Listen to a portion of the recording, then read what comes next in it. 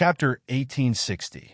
Remember in 1 second, 800 male sign small slash say, net, 800 male sign small divided by talk, net with such talent, such potential, such strength. Given time, these people's strength will be immeasurable. However, thinking of the small wound that pierced through the chest of Jiosha's corpse, Ning-Su can't help but frown slightly. There's a strange power on that wound. His compass can't absorb the demonic energy around the wound for a while. He suddenly opens his mouth. I wonder what magic weapon caused the wound on this demon's chest. Mu Yin smiles faintly, not even looking at Chu Moli. She directly pulls Xiao Bao over. It's this sword. Xiao Bao very cooperatively raises the Bixia sword. Ning-Su looks at the Bixia sword. He only feels that it's ordinary and can't be caused by this sword.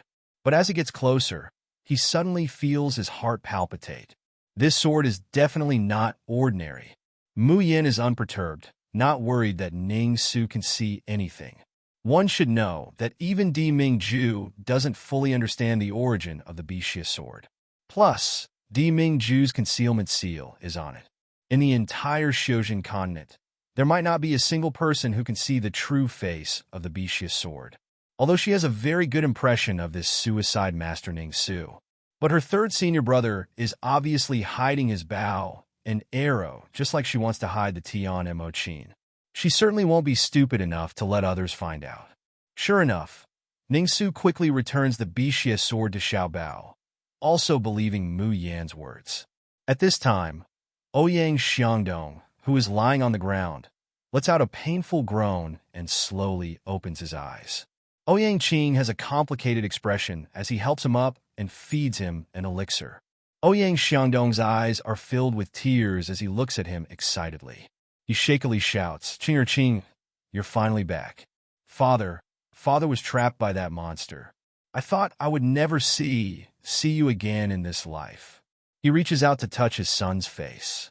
However, he soon discovers that all the meridians in his body seem to have been crippled. He can't lift his hands or move his feet. The expression on his face turns to horror. What's going on? Why? Why can't I move? Qinger, quickly save me. Ouyang Qing frowns and looks at Mu Yan for help. In the beginning, he was jealous of Ling Yuxing's closeness and trust towards Mu Yan.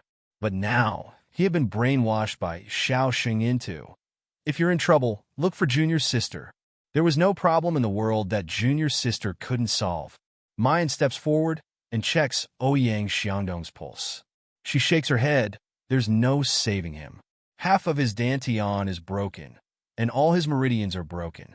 Just lie in bed for the rest of your life. Nine Fiend's powerful demon body was hidden in Ouyang Xiangdong's body, slowly recovering and releasing demonic energy every day. The damage to Ouyang Xiangdong's body was accumulated over time. When the Nine Malevolence demonic body broke out of his body, Ouyang Xiangdong would be nothing but a bag of withered skin. Therefore, he was considered lucky. Because the 9 evil spirits met Mu Yin and the others, he broke out of his body early, leaving Ouyang Xiangdong only crippled but not completely dead. Of course, it's not that Mu Yin has no way to save Ouyang Xiangdong. However, this man had also harmed her 5th brother. Why should she save him? Thinking of this, she even gave Ouyang Qing a sidelong glance. If this guy dares to harm 5th brother for the sake of his animal father, then she will kill him. When Ouyang Xiangdong hears about his injuries, it's like he's struck by lightning. He suddenly roars hysterically. Chapter 1861. Remember in 1 second. 800 mail sign small slash say, net this is a wonderful free reading without a pop-up window. No. Impossible.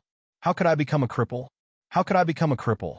Qing, quickly find the best doctor for me. You must cure me. Ouyang Qing looked at him with an expressionless face. Father, when you were bewitched by that 9 demons and killed the people of Cloudpiercer City and Little Sheng, why didn't you think about today's retribution? Ouyang Xiangdong shuddered when he heard that. It was as if he could hear the cries of those children. He stuttered, I just wanted to break through. I wanted to become stronger. I didn't want to harm those children. But I can't control my body anymore. That's not what I wanted. Asking a tiger for its skin. You should have thought of this outcome. Ouyang Qing said coldly. What's more, you lied to me that little Sheng left on his own. In fact, you wanted to kill him and take his spirit root, right? Ouyang Xiangdong's absent-minded gaze turned and suddenly fell on Ling Yuxing. He immediately screamed, Why are you here? Didn't you jump off the heavens end cliff? How could he still be alive? Ouyang Qing hugged Ling Yuxing and declared their relationship without a care. I forgot to tell father that I've decided to be with little Sheng for the rest of my life. Are you kidding me? How could two men be together? You slut! How dare you seduce my son? Slut! I should not have let you jump off the Heaven's End cliff that year. I should have skinned you alive. Smack! Before he could finish his sentence, Lung Yima had already picked up a rock and smashed it on Ouyang Xiangdong's face, causing blood to flow from the corner of his mouth. Watch your mouth. Who allowed you to insult our Xiao Wu? Ouyang Xiangdong screamed as he was smashed. He wanted to resist, but he found that he couldn't even move. He looked at Ouyang Qing in horror.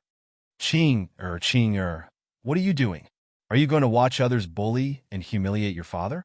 At this time, Ouyang Qing's face was pale and her body was trembling slightly. What he said just now was just an inference of what happened in the past based on evil spirit's words. He wanted to blow up his father. However, the truth was so cruel that it pained him so much. Ling Yuxing could feel the cold trembling of his hands. He was so worried that he wanted to raise his head and wipe the sweat off his forehead. However, the next moment, she was tightly embraced by Ouyang Qing. Xiaosheng, I'm sorry. You suffered so much back then, but I didn't know anything.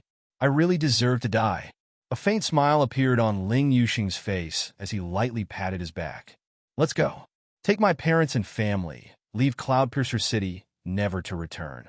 I don't want to stay here a moment longer. All right. Ouyang Qing nodded without hesitation. I'll go with you. If you go to the ends of the earth, I will follow you to the ends of the earth. If you go to the ends of the sea, I will follow you to the ends of the sea. Xiaosheng, I will never let go of your hand ever again. Mu Yin smiled, took Xiao Bao's hand, and left first. The people of the Xiao Yao sect quickly followed. Ning Su thought for a moment, then looked at Mu Yan's back and followed. Ouyang Xiangdong, a person who could not move, was left alone in the same place. Qinger, what are you doing? Are you going to leave your father alone? Ouyang Qing, you bastard. You will suffer retribution for being so rebellious. Chapter 1862. Come back. All of you come back. I forbid you to be with a man. Do you hear me?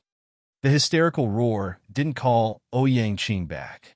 On the contrary, after the people of Cloud-Piercing City found that the demonic energy and barrier energy had dissipated, people gradually came out of their houses.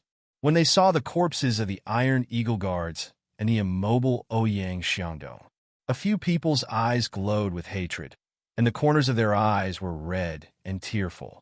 It's him, the Ouyang family took away my child. My ill-fated child never came back. My child too. Ouyang Xiangdong, where did you take my child? One by one, the red-eyed people of Cloud-Piercing City walked towards Ouyang Xiangdong, their eyes flashing with a crazy murderous intent. Ouyang Xiangdong trembled all over, his eyes showing fear. He roared in a threatening manner. What are you doing? I am the Lord of Cloud-Piercing City. I am the head of the Ouyang family. If you dare to touch me, I will tear you to pieces. Qinger, help!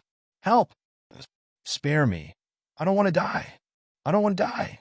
Miss Mu. Hearing the voice behind her, Mu Yin turned around and saw Ning Su slowly coming forward. Ning Su reached out and handed over a porcelain bottle. This is an exorcism pill. You must have been contaminated with a lot of evil energy when you fought with that demon. If you don't expel it as soon as possible, I'm afraid it will be detrimental to your future cultivation. In fact, Mu Yin had a lot of sealing talismans on her. As long as they were burned, they could expel the evil energy. But she still took it with a smile. Thank you, young Master Ning. Ning Su hesitated for a moment, but couldn't help but ask, may I know which sect Miss Mu is from? He had always been chaste and worshipped in Xianjie, especially those female cultivators who pursued him with great enthusiasm, but he avoided them like the plague. Today, it was the first time that Ning Su took the initiative to get close to someone and understand them. For a moment, he was a little embarrassed and uncomfortable. Mu Yin looked at his slightly red face and found it a little funny. There's a question I wanted to ask. Young Master Ning, my name is Jun Mu Yin. Why do you keep calling me Miss Mu? Ning Su's expression stiffened for a moment. His eyes flashed with a deep and dark look, and he muttered, Jun, it's not a good surname. What? Ning Su abruptly came back to his senses. It's nothing. It's just that when I look at Miss Mo, I feel like I've seen her somewhere before. Mu Yin has the same thought in her mind, but she attributed it to the fact that the man had eyes like hers. She smiled and said, Young Master Ning must be joking. If I had met such an outstanding person like young Master Ning before, I would definitely have an impression of him. As she spoke, she pointed at her fellow disciples beside her and said, We are from the Xiaoyao clan of the Qingyun world. At the same time, we are students of the Starry School. When Ning Su heard that she came from an unknown small sect in the Blue Cloud world, he seemed to heave a sigh of relief. He looks at Mu Yin, somewhat hesitant to speak. I have an abrupt question that I would like to ask Miss Mu. Tell me about it. Miss Mo's parents, before he could finish his words, he saw a paper crane fly in front of him. A man's voice came from the paper crane. Young Master Ning, we found traces of a devil cultivator in the Purple Cloud world's soaring dragon mountain. He even harmed innocent cultivators who went there to gain experience. The moment Ning Su heard this, the expression on his face immediately became intense and somber. I'll be right there. Chapter 1863. He looks at Mu Yin hesitantly, then takes out a purple paper crane from his bosom and hands it to Mu Yin. If Miss Mu comes to the Purple Cloud world, or if you encounter any trouble, you can release this paper crane to inform me. If there are no accidents, I will definitely rush over to help. Mu Yin took the paper crane and was about to speak, but Ning Su had already soared into the sky and disappeared. She looked down a little confused. It was the same third-grade paper crane as the one Su Zi gave her. Luo Yu, who had just woken up, giggled as she came over and said, Six Senior Sister's charm is indeed boundless. This young master suicide that we just met didn't even look at us, but he took the initiative to give you a paper crane. But if Instructor Ramon knew about this paper crane, TSK, TSK, TSK.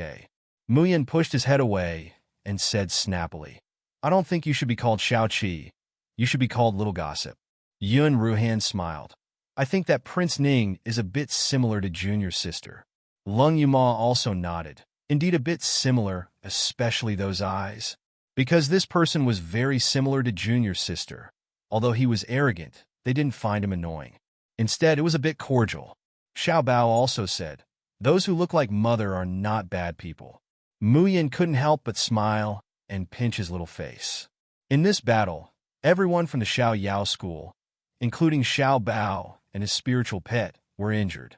But the harvest was also huge. Mu Yin formed her core perfectly and was now at the first stage of Jindan. At the same time, her Shin musician skill was upgraded to the 6th stage. She was only one stage away from the 3rd stage. Of course, even if it was only one stage, the distance was still very far. Yun Ruhan, Lung Yuma, and Ling Yuxing all successfully formed their cores. What surprised Mu Yin the most was second senior brother Qin Jiao. Not only did he successfully form his core, he also activated the power domain. Luo Yu and Chu Moli didn't break through Jindan, but they all activated their domains. Luo Yu's domain was Life Mirror, which belonged to 9 Glory Sunday. Like Ling Yuxing's Absolute Space domain, it was an extremely rare summoning and control domain. In the past 1,000 years, no one in the Xiojin continent had activated it. Chu Moli's domain belonged to the 9 Luminaries Lunar. However, he did not say what kind of domain it was. Mu Yin and the others were also unable to detect it from the battle just now. At this point, all 7 members of the Xiao Yao sect had unleashed their personal domains. Yun Ruhan, Ling Yuxing, and Chu Moli belonged to the 9 Luminaries Lunar Branch, the same as Luo Yun Xiao. Lung Yuma, Qin Jiao, and Luo Yu belonged to the 9 Glorious Sons lineage, the same origin as Di Mingju. Only Mu Yin, this weirdo, had a domain that did not belong to the 9 planets lunar, nor the 9 planet sun. The star field was even more mysterious. Whether it was the cultivation continent or the cultivation continent, no one had ever heard of it. In fact, Mu Yan's harvest this time wasn't limited to just this. Little Treasure, the fat rabbit, and the evil warding sword all entered secluded meditation as well. In fact, ever since the fat rabbit and the evil warding sword had swallowed the Chang Jiao's beast soul pills, they were already on the verge of advancing. This time, he had swallowed so much demonic energy from the 9 evils.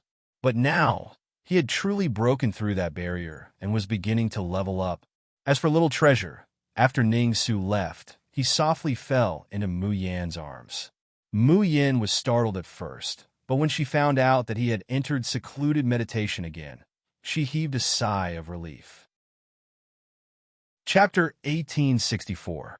Xiao Bao was now the one and only celestial body in the cultivation continent. He didn't use spiritual power, but celestial power. Logically speaking, Mu Yan shouldn't have been able to help Xiao Bao improve his strength. But for some reason, when Mu Yan advanced to the Golden Core realm, the Moon Spirit Root was activated again. Not only did it affect the Xiaoyao sect, but even Xiao Bao started to advance. After leaving Cloud City, Mu Yan and the others continued to the Dragon Soaring Academy in the Purple Cloud World. Oyanqing had to return to the Starry School for a while. He had to bring Ling Yuxing's parents and Ling Yuhao's family back to the Azure Blue World and hand them over to Bai Yichen in the Ghastly Flame Valley. As for the power in his hands, it would be separated from the Ouyang clan. He had to settle down first. Ling Yuxing said, "They're my parents and brother. I should bring them to the Ghastly Flame Valley." Oyanqing pressed him into his arms and said in a dangerous tone, "Xiaosheng, aren't your parents my parents? Or do you want to find someone else and call them that?" Ling Yuxing blushed and pushed him. "Brother Qing, my parents are watching." Ling Yuxing's parents turned their heads to the side awkwardly. They still couldn't accept men and men.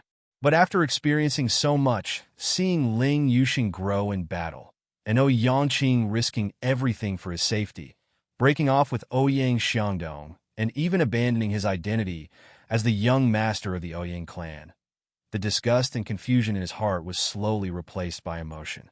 Forget it. Xiaosheng had grown up. He had his own ideas and a vast world of his own. He wasn't someone these old guys could control. Oyanqing didn't care about everyone's gazes and lowered his head to kiss Ling Yuxing's cheek. "Xiaosheng, the Tianshu team and I can choose not to participate in the Dragon Soaring Academy's Deer Cry Banquet, but your Xiaoyao team must. The battle just now, as well as the breakthrough of these 7 people in the midst of battle, it made him understand how powerful they were. And the scariest thing was that they weren't just one strong person, but 7. And because of Jun Mayan's heaven-defying existence, when the 7 of them work together, their strength will reach a level that ordinary people can't even imagine. It wasn't the first time the Tianshu team had participated in the Deer Cry Banquet. Oyanqing was very clear about the gap between him and the geniuses of the Purple Cloud World. Even if the W team went, they would only be defeated in the first round. Even the Phoenix Sky Academy's Monarch team and the proud Lu Jinhang had no choice but to endure and accept the same fate, because they were not as skilled as others. However, the Carefree team was different. Oyanqing had a premonition that the Carefree team and his little Sheng would create a huge wave in the Purple Cloud domain. Ling Yuxing still wanted to say something, but Father Ling suddenly walked over, coughed lightly, and said, "A man should aspire to travel far and wide. Go to the Purple Cloud realm, let this kid send us to the Azure Blue realm. It's enough for you to leave the matters at home to this kid." Ling Yuxing choked. What did it mean for a man to aspire to the 4 corners of the world? Is it enough for you to let this kid handle the family matters? Wait a minute. Did father treat Oyanqing as his wife? Ling Yuxing still wanted to say something, but Oyanqing was already grinning from ear to ear and nodding. Good. I'll take care of all the Ling family's matters from now on." Ling Yuxing looked at the foolishly happy man in front of him, and his mind was in a mess. Chapter 1865. Was this really the same young master who had a retinue of followers and would never go back on his word? Just then, Ouyang Qing leaned close to his ear and whispered in a low, husky voice, "I don't mind being the Ling family's daughter-in-law, and I don't mind that you're stronger than me, little Sheng. As long as I can prove that I'm your man in bed, that's enough." This bastard. Ling Yuxing sent him flying with a kick and returned to Mu Yan's side. He said aggressively, "Let's go to Xian World." Mu Yan smiled maliciously. "Fifth brother, don't you want to say goodbye to your brother Qing for a while? We don't mind waiting." That's right. Little five, look at our senior brother Ouyang. How reluctant he is to part with you. He's about to become a wife-gazing stone. Cough, isn't our fifth sister-in-law going to marry into our family? How can it be a wife-gazing stone? It should be a husband-gazing stone. Ling Yuxing flips table. He couldn't stay in this sect anymore. On that day, the people of the Xiaoyao school settled down in a small town at the border of Azure Blue World to rest. In the middle of the night, Mu Yan got up and silently went to the door of Chu Moli's room. Third brother's room was very quiet, without the slightest sound. But Mu Yan still pushed the door open and went in. As soon as she entered, she smelled a strong, rancid smell of blood. That smell was exactly the same as the one she smelled when her third brother's illness flared up. Sure enough, Mu Yan was anxious. She flicked her finger and lit a match. She quickly stepped forward and lifted Chu Moli's quilt. She saw the man curled up into a ball under the quilt, his teeth fiercely biting his wrist. His hair was disheveled, and he was dripping with cold sweat. His body kept twitching and trembling, and from time to time, he would let out low moans of pain from his throat. Third senior brother. Mu Yan looks down, wanting to grab the wrist that he's biting. However, Chu Moli suddenly raised his head. His eyes were fierce, like an evil demon that had returned from hell. Get lost! His appearance was completely different from his usual gentle, refined, modest, and delicate appearance. If a timid person saw his appearance, they would probably faint from fright. But Mu Yan's expression didn't change at all. Her movements were extremely light and quick, yet she could not be resisted. She pulled out the hand Chu Moli was biting, then took out a piece of spiritual wood for him to bite. At the same time, she took out the Tian Mo Chin and quickly began to play. At the same time, she took out the Tian Mo Chin and quickly played it. Later on, she had been using the zither to relieve third senior brother's pain, and had never seen him closely when he was sick. With the sound of the Chin, the Tian third brother's thin legs she saw, and of Li of the back. Along with the sound of the zither, a small black bump appeared on the third senior brother's thin legs. That small bundle was like a living thing, crazily colliding with third senior brother's meridians. However, when it reached the waist and abdomen, it seemed to be blocked by some kind of force and was bounced back again, swimming between the lower limbs. Moo! Moo! Moo! If the barrier between his waist and abdomen disappeared, the small black bump would rush to third senior brother's heart or brain. Third senior brother would not only be crippled, but he would also die. She played the Tian Mo Chin faster and faster. At the same time, she used her other hand to cut the meridians on Chu Moli's feet. The dark red blood, mixed with a stench that could make people faint, permeated the air.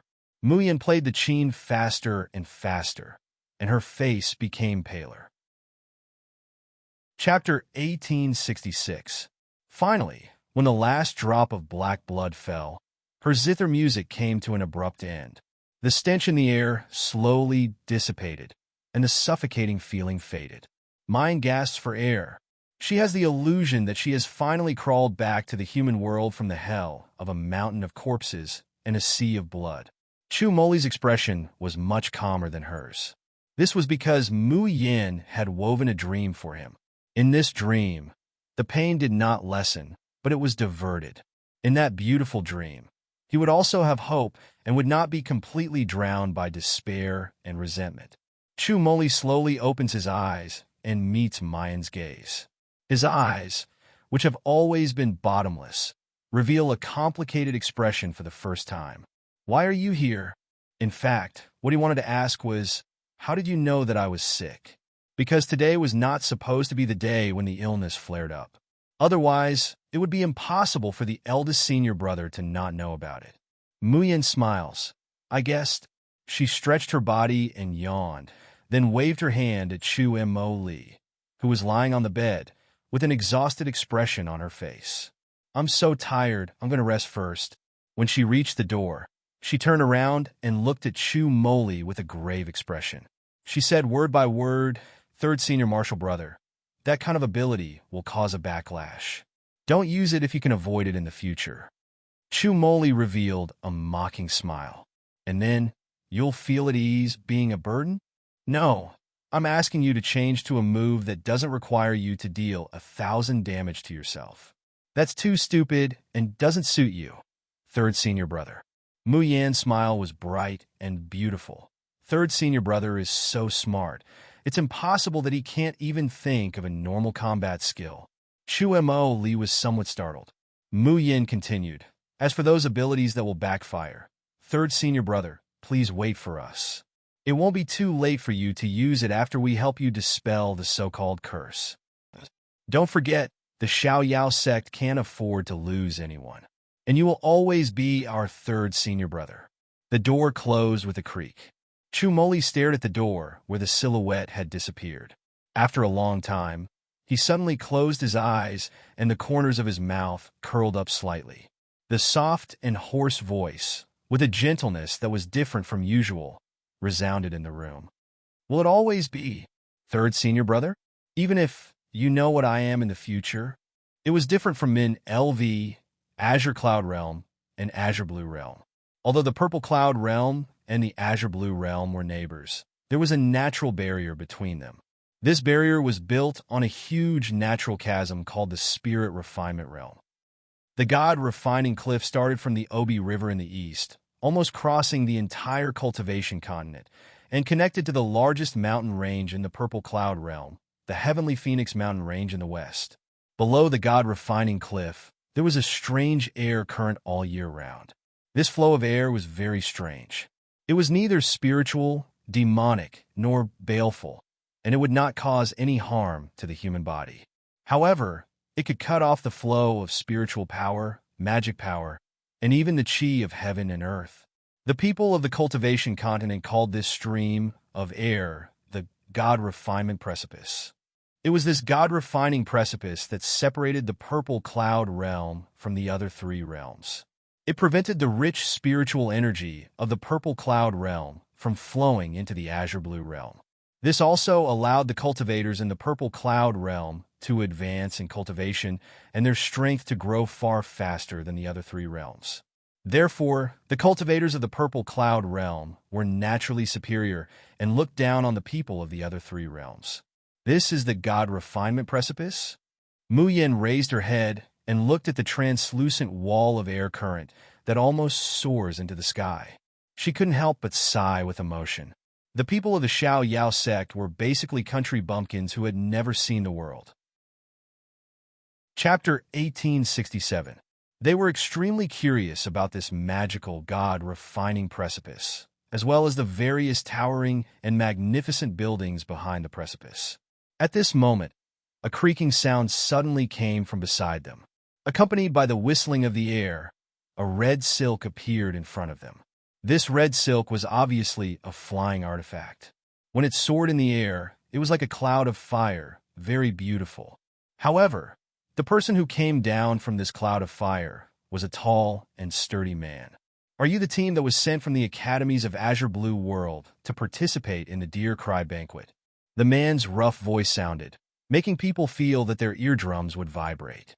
Yun Ruhan hurriedly stepped forward and said, "Yes, we are from the stars. I don't care which academy you are from. Anyway, you are just some trash." The man rudely interrupted him, looking down at them, his eyes full of contempt.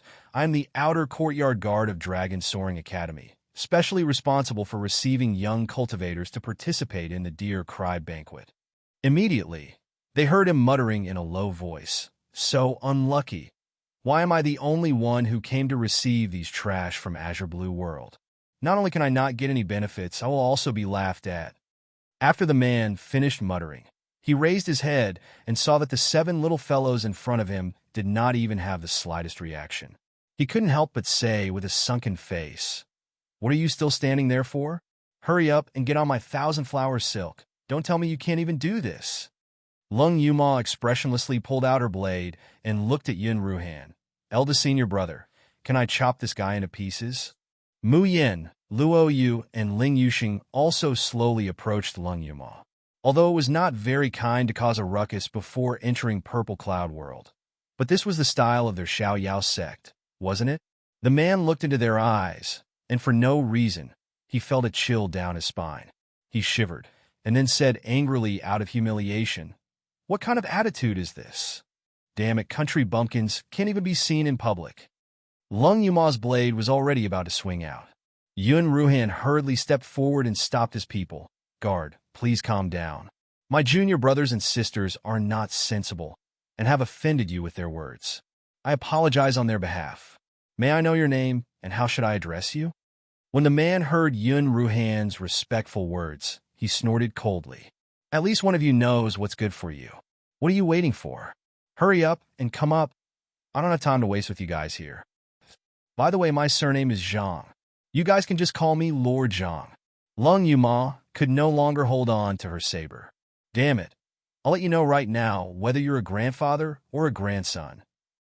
Yun Ruhan glared at them and whispered, "Have you forgotten what you promised me on the way here? Go to the Purple Cloud domain and participate in the Deer Cry banquet. Don't cause trouble." Seeing that her junior brothers and sisters were about to speak, Yun Ruhan's expression darkened. "I'm the eldest senior brother. When I left the carefree school, Master entrusted all of you to me, so it's my duty to protect you. Or are you saying that you don't recognize me as your eldest senior brother, and I don't want to listen to me?" As soon as he said this, the people of the Xiao Yao sect, including the most arrogant and despotic Lung Yuma, all kept quiet out of fear and didn't dare to say another word.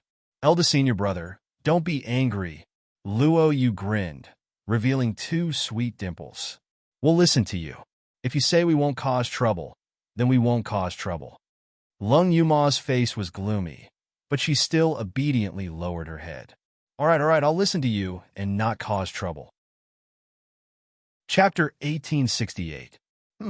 But if there's someone who doesn't have eyes and comes looking for trouble, don't blame me for being impolite. Seeing that they all promised, Yun Ruhan breathed a sigh of relief. But she still said to Mu Yin, especially little junior sister, "Listen to me and don't cause trouble." "Mu Yin, what did I do? I've always been very obedient and never take the initiative to cause trouble. Okay, why does it have to be me?" Mu Yin was fuming, but Chu Moli's leisurely smiling voice came to her ears. "Little junior sister, don't you think big senior brother is a little strange?" "Strange?"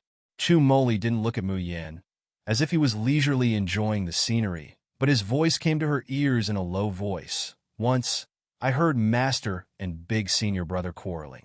Big senior brother wanted to come to Purple Cloud Realm, but Master wouldn't allow it no matter what. Moreover, he made him swear that without permission, he would never step into Purple Cloud Realm or any other place. Master said that place very softly, so I didn't hear it." Mu Yin pondered, "But since Master agreed to let us leave Xiao Yao sect and didn't tell us not to come to Purple Cloud Realm, maybe the situation is different now." Chu Moli looked at her and said meaningfully, "Indeed, it's different now." "Third senior brother, what did you say?" Chu Moli was just about to say something when bodyguard Zhang once again urged him impatiently.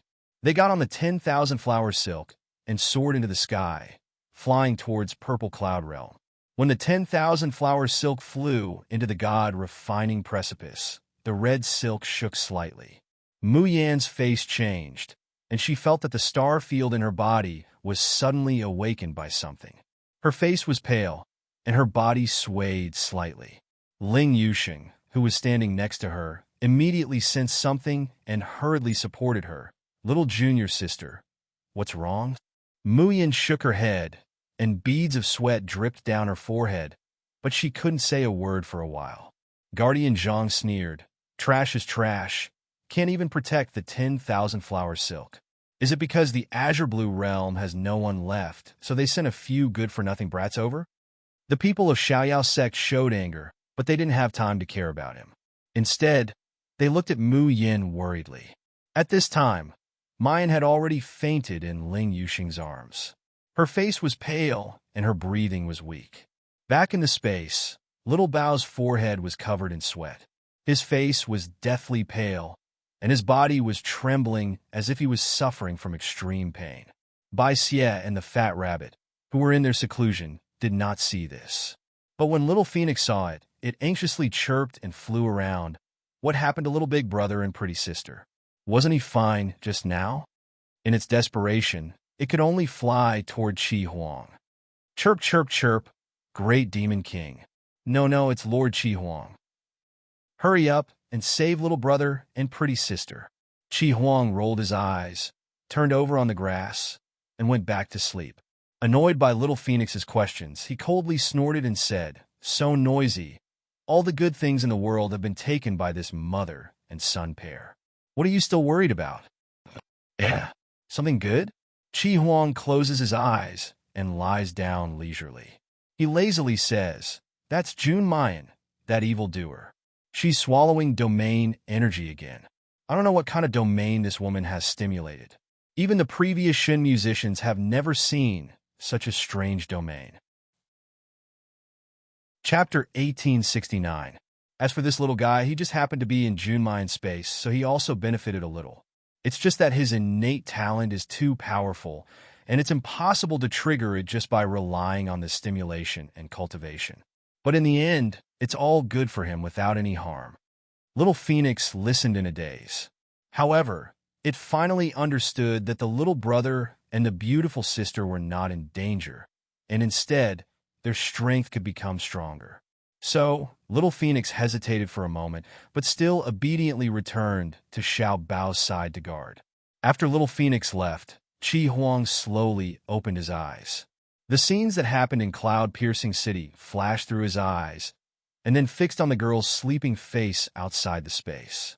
A strange luster appeared in his eyes, and he murmured, "June Mayan, in the future, how far can you go?" Outside the space, when the thousand-flower damask entered the center of the god-refining precipice, it suddenly stopped. It was like it was being pulled by a strange force. Guardian Zhang tried his best to operate his spiritual power, driving the thousand-flower damask, but it was firmly stuck in the middle of the god-refining precipice, not moving at all. At this time, there were other flying magic weapons and even cultivators steadily passing through the god-refining precipice. They also cast him a strange look. Nurse Zhang finally flew into a rage out of humiliation and scolded, "It's all because of you unlucky stars of misfortune. You've tarnished my precious 10,000-flower silk. Why haven't you thrown this useless woman away?" Lung Yuma suddenly raised her head, glaring at him fiercely. "What did you say? If you have the ability, say it again." Guardian Zhang's cultivation was at the 8th level of Golden Core. In Purple Cloud Realm, Dragon Soaring Academy was divided into 3 courtyards: Heaven, Earth, and Human. It could be said that the strong and elite gathered there. Even the most ordinary guard or servant in the Human courtyard had a cultivation of Golden Core or above. These guards and servants, in front of Dragon Soaring Academy and the other elites of Purple Cloud Realm, were naturally in fear and trepidation and fawning. Because even if one did not care about their background, those elite students who were also in the Golden Core stage could easily kill them in an instant. But the 3 teams sent by Azure Blue Realm every year were different. Every year at the Dear Ming Grand Banquet, most of the people in these 3 teams had not even broken through to the fasting stage. Even if they were at the Golden Core stage, they were only at the 1st or 2nd stage of the Golden Core stage. In the competition, the Shouja of these 3 teams weren't even qualified to carry the shoes of the members of the other teams. It was this accumulation year after year that caused the people of the Purple Cloud Realm to look down on the Azure Blue Realm more and more, not to mention the Azure Cloud Realm and the Min LV Realm, which were even worse than the Azure Blue Realm. Even the guards and servants of the Dragon Soar Academy, who sent and received the students from the Azure Blue Realm every year, had a particularly bad attitude, completely disregarding them. Hearing Lung Yuma's threat, not only did Guard Zhang not panic or fear, his expression became even more disdainful. I'll say it again. What can you do to me? A bunch of weaklings from a backwater place like Azure Blue Realm actually dares to yell at me? Do you really think that in the Purple Cloud Realm, you still have the qualifications to be rude and unreasonable? In the past, among the trash from the Azure Blue Realm, there were many who were as arrogant and despotic as you, thinking that they were great. Don't you want to know what kind of end that group of frogs in the well ended up with? To be selected by the three great academies of Spirit Martial, Phoenix Heaven, and Starbody to participate in the Dear Ming Grand Banquet. The Shouja in these teams were definitely dragons and phoenixes among men in the Azure Blue Realm. Extremely talented people. Chapter 1870. Ever since they were young, they were sought after and admired by the surrounding cultivators and their families. But after arriving at the Purple Cloud Realm, they were looked down upon and even humiliated. How could some of the geniuses bear it? It was inevitable that there would be some conflicts, and the final result could be imagined. The faces of the people of the Xiaorao sect were extremely ugly. Even Yun Ruhan was trying her best to suppress her anger.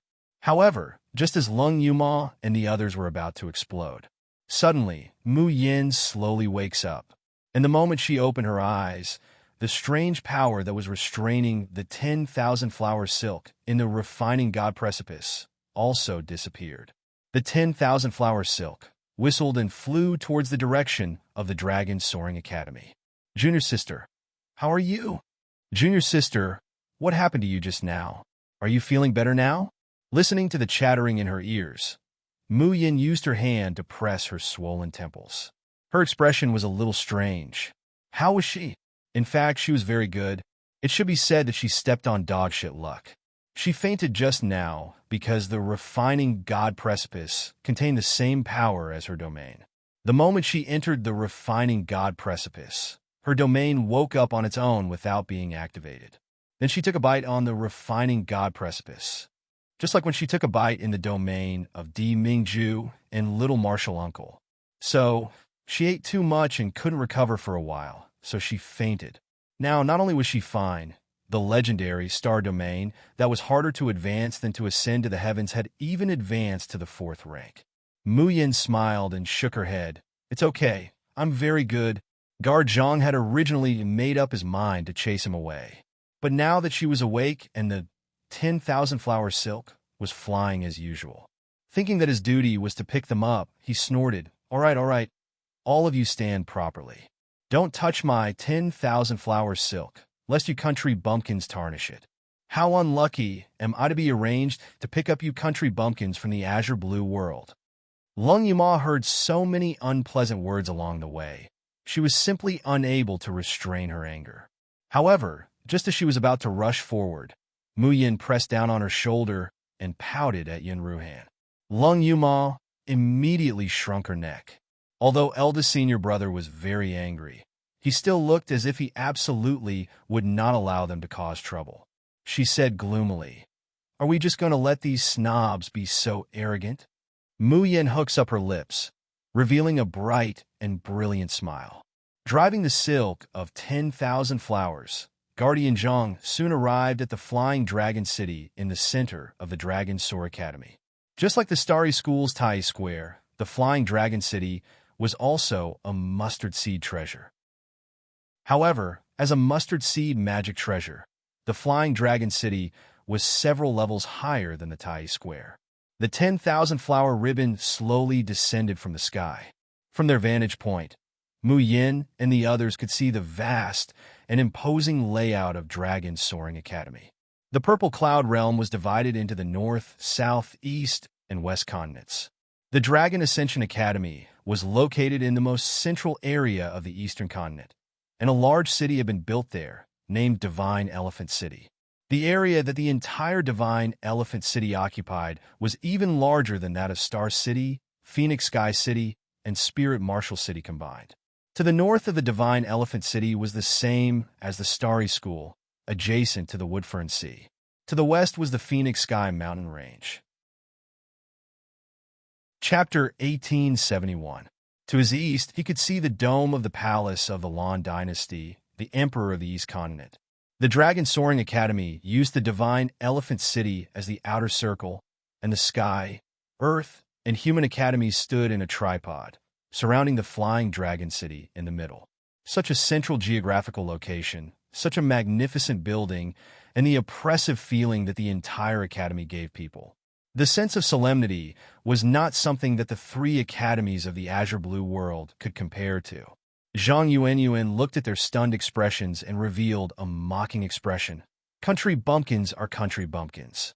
Even if you come to such a noble place like Dragon Soaring, you still can't be seen in public. The 10,000 flower silk quickly descended and landed in the flying dragon city. Zhang Yuanyuan put away the red silk, pointed to an inconspicuous corner door, and said, "You can go in from there. Walk a few dozen meters forward, and you will see the main hall of the flying dragon city. Go and register yourself." With that, he turned around and was about to leave. Mu Yin stopped him and asked, "The teams that come to the Flying Dragon City to participate in the competition all enter from here." Rather than saying it was a door, it was more like a dog hole. For a burly figure like Qin Jiao, he even had to bend down to get through. Zhang Yuanyuan laughed loudly. "Of course not. This door is specially left for you cultivators of the Azure Blue world. We, the cultivators of the Purple Cloud world, naturally have to go through the main door openly." "What? Do you think this dog hole is not worthy of you?" With that, he laughed and walked away. Lung Yuma wanted to chase after him, but was stopped by Yun Ruhan. "Fourth junior sister, calm down. Why bother with this kind of animals barking?" Lung Yuma was still half dead with anger. Suddenly, Mu Yin held down Lung Yuma and smiled at Yun Ruhan. "Eldest senior brother, why don't you, second senior brother, and third senior brother go to the front to see the situation and register? I will come back with fourth senior sister, fifth senior brother, and seventh senior brother." Yun Ruhan was startled and was about to ask. Mu Yin smiled and explained, "Eldest senior brother, you also know that most of the people in the Purple Cloud world are snobs. If fourth senior sister goes in and is humiliated by them, she will definitely not be able to bear it and start a fight. I think, why don't we wait until the Deer Cry banquet is about to start? What do you think?" Yun Ruhan agreed. Second brother was silly and obedient. He would never take the initiative to cause trouble. The third brother was a deep thinker and would not show his emotions easily. However, the younger ones were different. They were all young and full of vigor, ready to explode at the slightest provocation. It was not bad to let them wait here until the Deer Cry banquet began and everyone was seated. Thinking of this, Yun Ruhan nodded and walked through the door. Qin Jiao pushed Chu Moli's wheelchair and followed them. When they were about to pass through the side gate, Chu Moli turned around and gave her a meaningful smile. He silently said, "Especially little junior martial sister, you really weren't wrong in the slightest." Mu Yin blinked innocently and looked up. "Third senior brother, I don't know what you're talking about." Once the great senior brother disappeared, Lung Yuma immediately flew into a rage. "What kind of dog is this? He is really going too far. If it wasn't for eldest senior brother telling me to hold back, I would have long chopped that bastard into 8 or 10 pieces." Even Ling Yuxing, who had the best temper, was so angry that he wanted to curse. Mu Yin says unhurriedly, "Do you want to teach him a lesson?" "Of course, but we promised eldest senior brother not to cause trouble." Mu Yin, "What if the person who was beaten up doesn't know who beat him up? Heaven knows, earth knows, you know. Then would eldest senior brother still think that we caused trouble?" Chapter 1872. Lung Yuma's eyes light up all of a sudden. "That makes sense. It makes too much sense. Ha! Hurry, let's go. We won't be able to find him if we're late." Mine's smile becomes more and more gentle, her peach blossom eyes sparkling. "Don't worry. Qiuqiu's clone is already following him. Even if he runs to the ends of the sky, he won't be able to escape." Ling Yuxing and Luo Yu look at the sky. It's usually the fourth sister who has the most fiery temper, making them almost forget that the one who's called the Demoness, the one who makes Tsang Lan, Qing Yun, and Min Lu tremble with fear, is their little sixth sister. Bodyguard Zhang is mainly responsible for the 3 teams of students from Tsang Lan world. After sending off Mayan's group, his task is considered complete. So Bodyguard Zhang is in a very good mood. He always feels that if he's in contact with that group of country bumpkins from Tsang Lan world for too long, he'll be contaminated with bad luck. On the way to the divine elephant city, he suddenly hears the melodious sound of a zither. Bodyguard Zhang stares blankly, feeling that the sound of the zither is like the sound of nature, touching his soul. Then slowly, his face shows an intoxicated expression, and the scenery in front of him seems to disappear, turning into a colorful glow. The sound that he can hear also gradually disappears. His entire sense of hearing and vision seem to be deprived in this short period of time. Bodyguard Zhang suddenly comes back to his senses, his heart turning cold. What's going on? Just as he's about to mobilize his spiritual power, he feels a sharp pain. It's like a hammer ruthlessly hitting his head. Ah!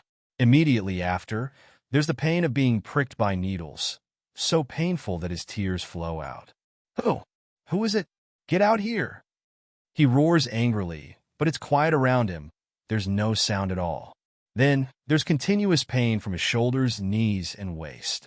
He wants to resist, but he finds that he can't use his spiritual power, and he can't stretch his hands and feet. It's like someone has put a sack over his whole body. The raindrop-like attacks hit his body in an unending stream. These attacks don't hurt his foundation, but it's so painful that tears and snot flow down his face, and he wishes he could directly faint. Bodyguard Zhang curses loudly in the beginning, then wails and begs for mercy. After being beaten and tortured like this for a quarter of an hour, his eyes roll back and he passes out.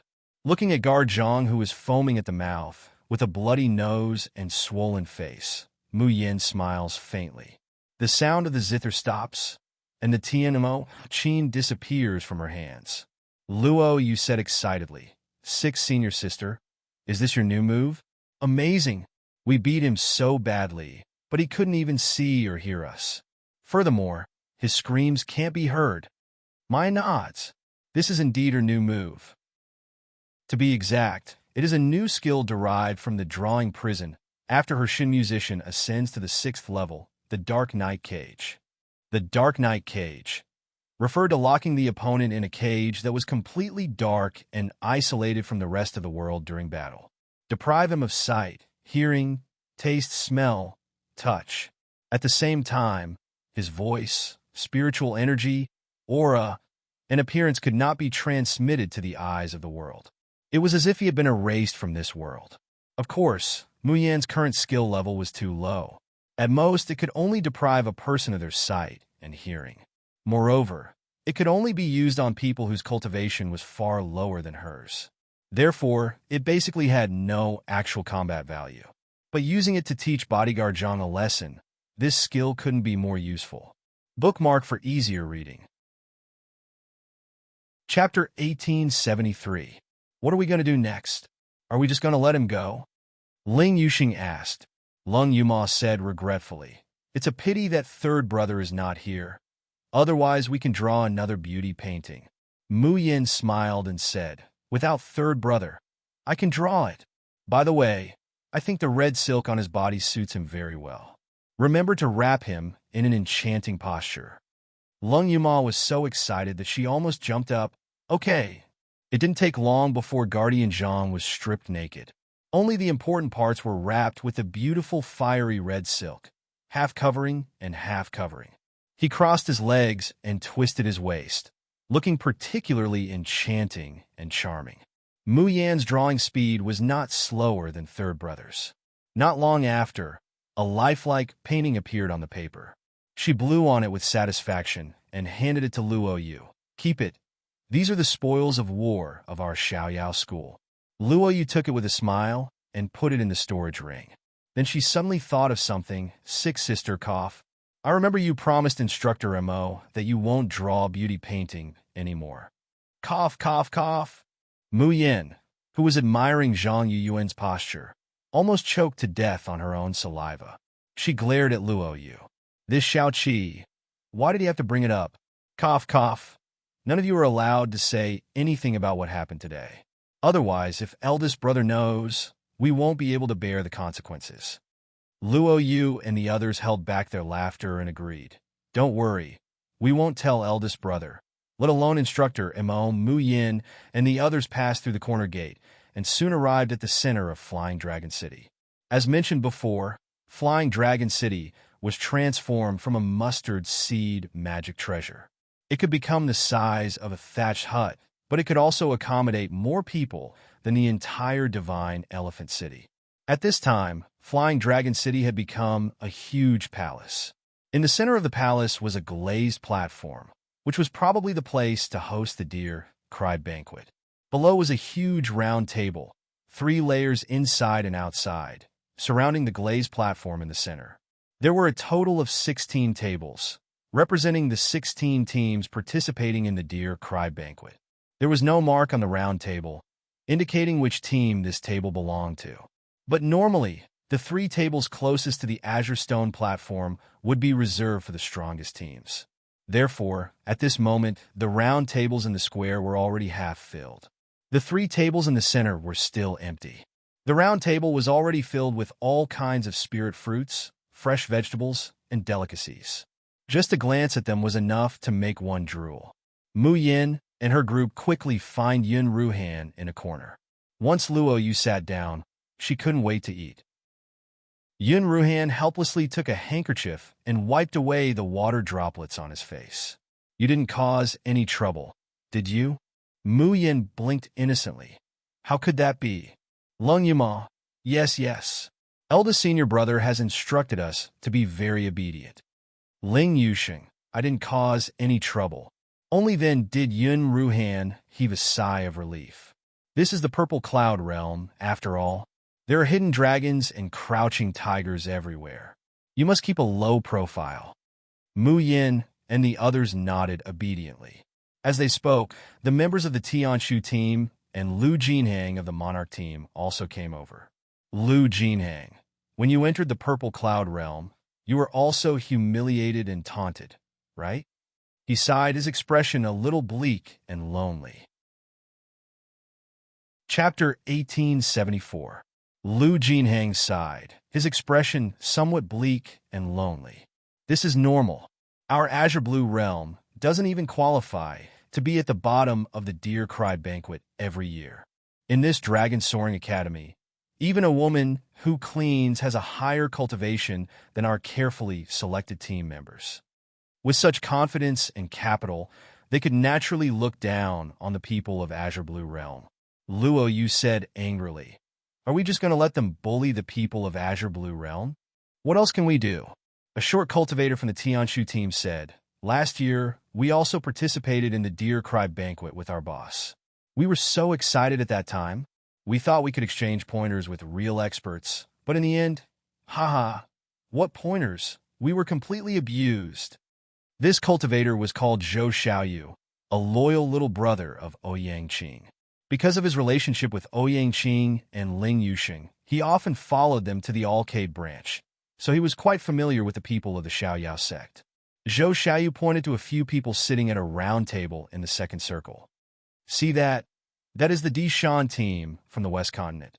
In the Deer Cry banquet, they can barely be ranked in the top 10. But did you notice the age and cultivation of their team members?" With one look, even Mu Yin and the others revealed a surprised expression. The people of the Dishan team were about the same age as Yun Ruhan and Ouyang Qing, but their cultivation had all broken through the Golden Core stage. Moreover, the man sitting at the head of the table had actually reached the 5th level of Golden Core. Don't think that in Azure Blue realm, you or Boss Ouyang have the ability to easily kill a 5th level Golden Core cultivator.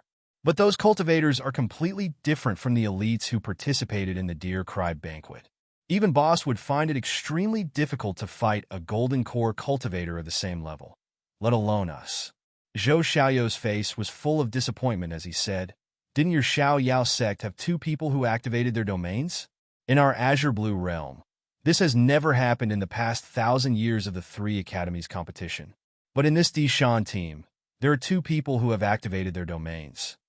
Mu Yin rubbed her chin, grabbed a spirit fruit, and stuffed it into her mouth, chewing and chewing.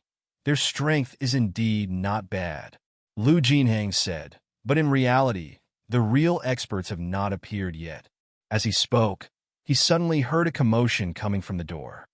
"The Changing Moon team is here," The Changing Moon team of the East Continent is here. As soon as he said this, the originally tightly shut gates of the Flying Dragon City suddenly opened. 10 figures gracefully flew in through the door, and then strode towards the 3 most central positions. The other teams looked at them with grave expressions, but they had no objections to them taking one of the 3 seats. Lu Jinhang looked at that group of people with envy and disappointment. That's the East Continent Changing Moon team. Their leader is a level 7 Golden Core genius. We met them in our first match last year and lost miserably. As the time of the Deer Cry banquet approached, all the participating teams arrived one after another. After Lu Jinhang and Zhou Xiaoyou's introduction, the Xiaoyao sect disciples, who had never seen the world, finally understood the background and strength of these teams. There were a total of 15 teams participating in the Deer Cry banquet. 3 were from the Azure Blue realm, and the other 12 were from the Purple Cloud realm. Among them, there were the Moon Change team, Dark Sky team, and Sunga team from the Eastern Continent. Chapter 1875. From the Western Land were the Fusang team, Dishan team, Chuli team, and Huanghua team. From the Southern Land were the Mo Ting team, Pingxiu team, Kuinyo team, and Tianling team. As for the northern land of the Purple Cloud realm, it was an extremely mysterious and closed place, and would never participate in the activities held in other places. As the members of the Carefree team ate, they listened with relish to the 2 people talking about these teams. Sitting in the innermost 3 seats were the Fusang team, Changing Moon team, and Mo Ting team. Luo, you couldn't help but ask, so these 3 teams are the strongest in the Deer Cry banquet? No. Lu Jinhang shook his head without hesitation. Everyone knows that the strongest team in the Purple Cloud realm is the Qilin team. Qilin team? Mu Yin raised her head. She had heard this name from the patriarchs of the 5 great families of the Azure Blue realm. The Qilin team is the team sent by the Dragon Soaring Academy. Zhou Xiaoyou's face was full of amazement and admiration. Every time in the Deer Cry banquet, they are well-deserved champions. No one has ever been able to pull them down from the throne of first place. Lung Yuma asked curiously, "Then why aren't they here?" Lu Jinhang, "It's because the Qilin team is too strong. If they participate in the Deer Cry banquet, there will be no suspense. Therefore, this year, the Dragon Soaring Academy has decided that the Qilin team will not participate in the team competition of the Deer Cry banquet.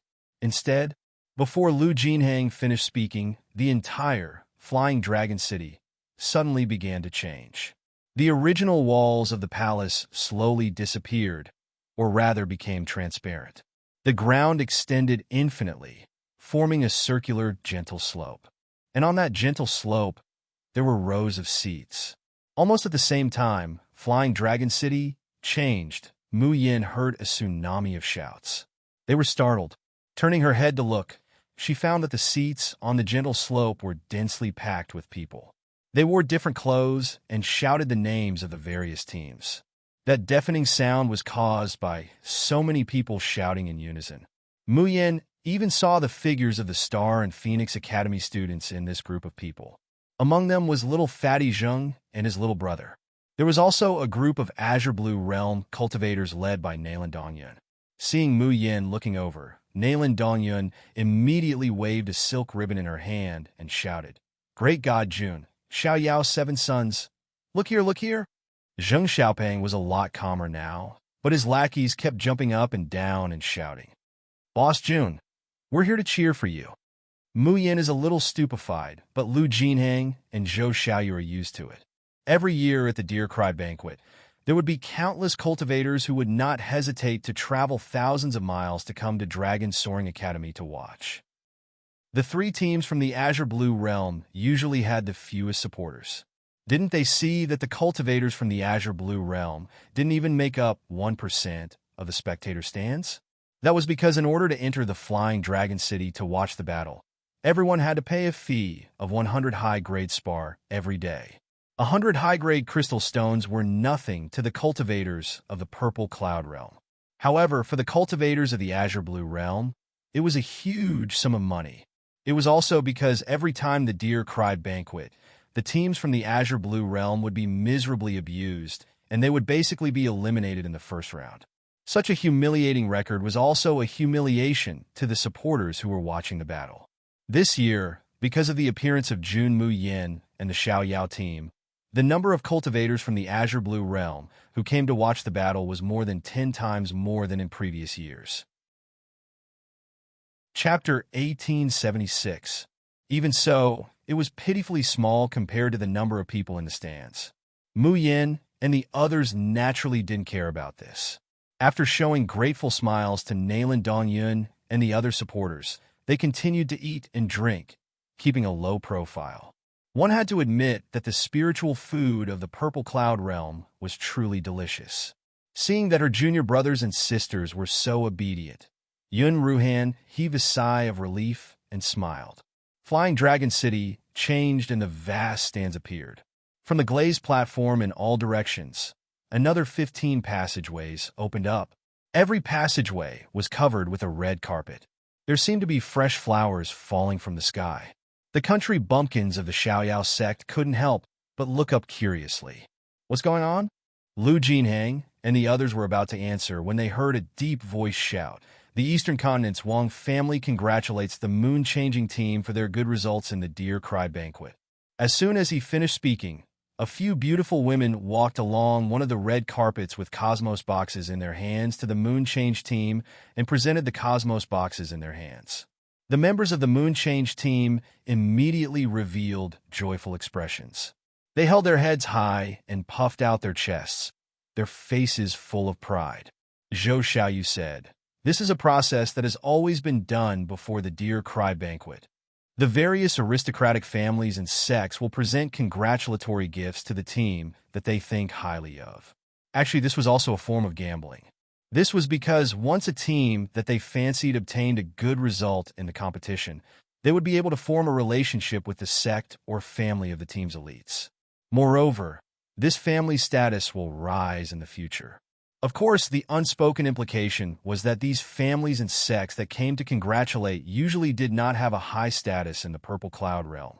The West Continent's Lofty Mountain sect congratulates the Fusang team for achieving a good result in the Deer Cry Banquet. The Chun family of the Southern Land offers a congratulatory gift in advance to the captain of the Mo Ting team, Duan Tianliang. We congratulate the Mo Ting team on achieving a good result in the Deer Cry Banquet. One after another, many families and sects came to offer their gifts through these channels. Most of them were naturally dedicated to the teams that had the highest chance of winning the championship, the Changing Moon team, the Fusang team, and the Mo Ting team. However, there were also some families that chose to bet on a dark horse. The teams that received the congratulatory gifts were all beaming with joy. They held their heads high and puffed out their chests, their expressions filled with pride. Every time a family or sect presented a gift, it would lead to a burst of cheers and applause from the stands. Of course, all of this had nothing to do with the three teams from the Azure Blue world. After all, with the wealth of the clans and sects in the Azure Blue world, even if they emptied out all their wealth, they would be too embarrassed to offer those things as gifts. After the initial shock, Mu Yin and the others no longer cared and continued to enjoy the delicacies on their table. Because they ate so fast, the plates on the table were soon empty. When the waiter in charge of the Deer Cry Banquet in Dragon Soar Academy came to add more food, his face was full of contempt and disbelief. It was the first time they had seen that the teams that came to the Deer Cry Banquet were not in fear and trepidation, nor were they solemn, but they only knew how to eat and eat. As expected, trash from a rural place like Azure Blue Realm is not worthy to be seen in public. Right at this moment, a small sect from the Western Continent finished presenting their gifts. The cheers that were about to ring out suddenly stopped. Then, the voice was filled with shock and excitement. Chapter 1877. The Eastern Continent's Su family is here to present a gift. As soon as this voice came out, the entire Flying Dragon City was silent for a moment. Then, whether it was the stands or the round tables of the various teams, there were sounds of shocked discussion. Su family? Which Su family? Is there a second Su family in the Eastern Continent? But that's not right. The Eastern Continent's Sioux family is one of the three famous families in the Eastern Continent. In the past, the Dragon Soaring Academy has held so many Dearming banquets, but the three families have never come to present a gift. Isn't that nonsense? In the Eastern Continent, the combined strength of the three families can directly contend against the royal family. Are they so bored that their balls hurt after eating? Coming to the Dearming banquet to present a gift and bet? But it was clearly the Eastern Continent's Sioux family. Did I hear wrong?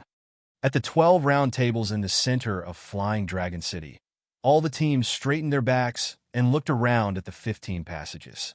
Especially the three teams sitting in the middle, Changing Moon, Fusong, and Emoting. Almost everyone's heart was thumping, their faces full of anticipation. Was it really the Sioux family they thought? If the Sioux family of the three families in the Eastern Continent really came to present a gift to them, it would be the highest honor. It was an honor that no one else could have except for the former Soaring Dragon Shielan team. Soon, snow-white petals fell from the sky. Following him were 4 boys with delicate features. These 4 boys were all dressed in white, and together they carried a Chinquan box. That Chinquan box was different from the other families and sections. It was a crystal-clear jade white. From the outside, one could faintly see the bottles of pills placed inside. The Chinquan box was the same as the Chinquan bag. They both had grades. The higher the grade, the more things could be stored inside. And the Chinquan box, carried by these 4 boys, was obviously of a much higher grade than the other sects and families. And all the practitioners at the round table sucked in a breath of cold air. Because just by looking at the mark on the Chinquan box and the pattern embroidered on the clothes of the 4 boys, they could be sure that this was sent by the Sioux family. Heavens! The Eastern Continent's Sioux family actually came to present a gift to the Dearming banquet. However, they soon realized that something was wrong. This was because the 15 tunnels that appeared in the center of the Flying Dragon City all pointed to a round table. However, the red carpet that the Eastern Continent's Sioux family was walking on was clearly not one of the teams from the Purple Cloud Realm. If it wasn't for them, then who was the Eastern Continent's Sioux clan going to give their congratulatory gift to? In a corner of the palace, Mu Yin and the people of the Xiao Yao school were eating happily. Suddenly, they realized that the originally noisy Flying Dragon City had quietened down. Absolute silence. Scorching, shocked, and incredulous gazes were all focused on them. Mu Yin looked up curiously. She saw 4 handsome boys in the same clothes carrying a Chinquan box to her. The oldest boy on the left front loosens the Chinquan box and slowly bows towards mine. The Eastern Land's Sioux family Song Yun has come under the orders of the family head and young master to present a congratulatory gift to Miss June and the Xiao Yao squad. I wish Miss June a good result at the Deer Cry banquet. Mayan takes a bite of the spirit fruit in her hand and blinks. Sioux family? Which Sioux family? The boy, Song Yun, smiled but did not answer. Instead, he respectfully placed the Chinquan box beside her and then waved his hand. The other 3 boys immediately soared into the sky with him, jumped onto the flying sword, and disappeared into the horizon. Chapter 1878. Whoosh! In an instant, the originally silent Flying Dragon City erupted into a stormy sea. Xiao Yao team? Miss June? Which continent's team is that? How come I've never heard of it before? Looking at their clothing, it should be a team from the Azure Blue Realm. Are you kidding me?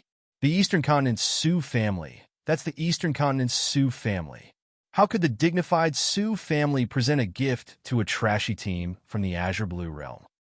Even the Chelan team in those days had never received a gift from the Sioux family. In a split second, the originally silent corner that no one paid attention to suddenly became the focal point of everyone's gazes. The spirit fruit in Mayan's hand almost fell. Her first reaction was to turn to Yun Ruhan, almost swearing, "Eldest senior brother, this time, it's really not my fault. I didn't cause any trouble." She had clearly been eating and drinking here in a very low-key manner, okay? Why did she suddenly become the focus of everyone's attention? She was also very confused and very innocent. Okay, I swear, I really didn't provoke the Sioux family. She completely didn't understand why this Eastern Continent's Su family would present a gift to her.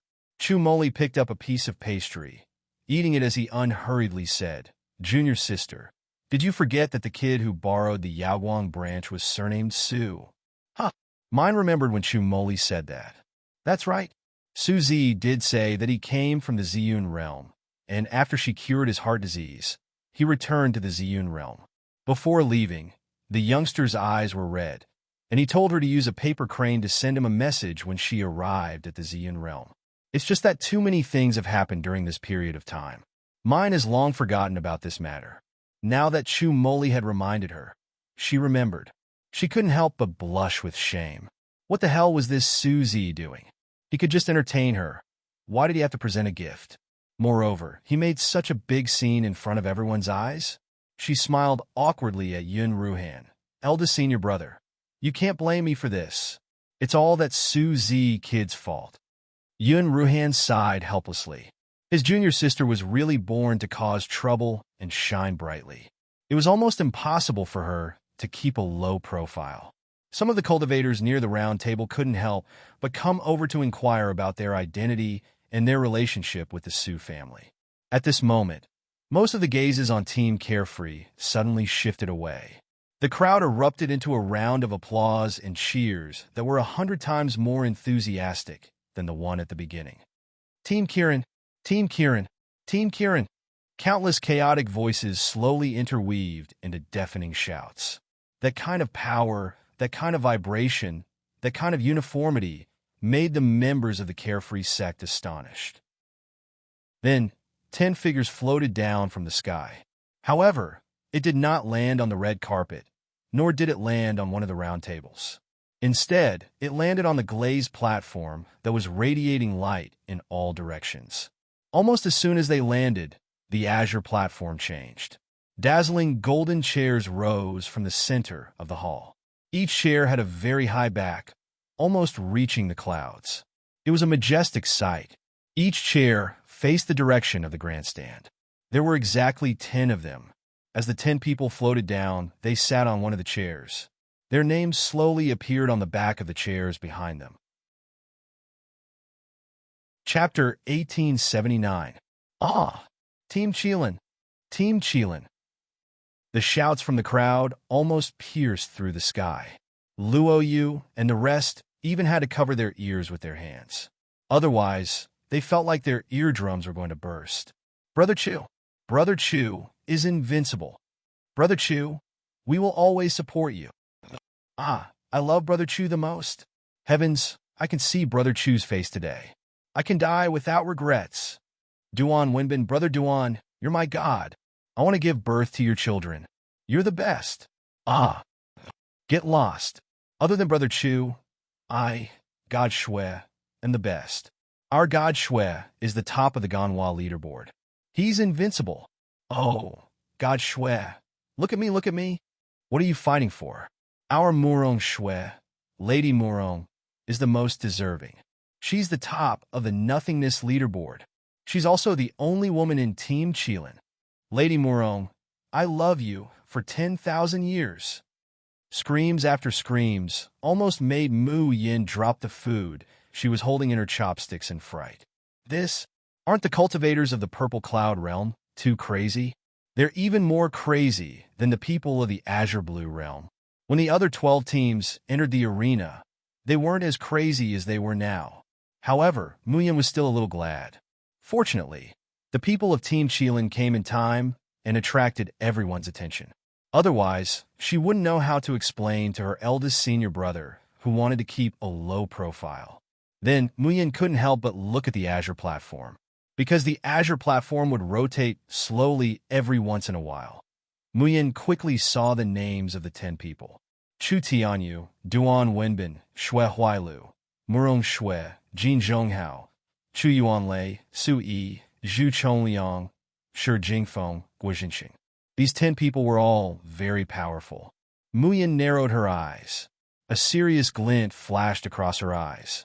Lu Jinheng, Zhou Xiaoyu, and Patriarch Nalen were right. The Purple Cloud realm was indeed full of crouching tigers and hidden dragons.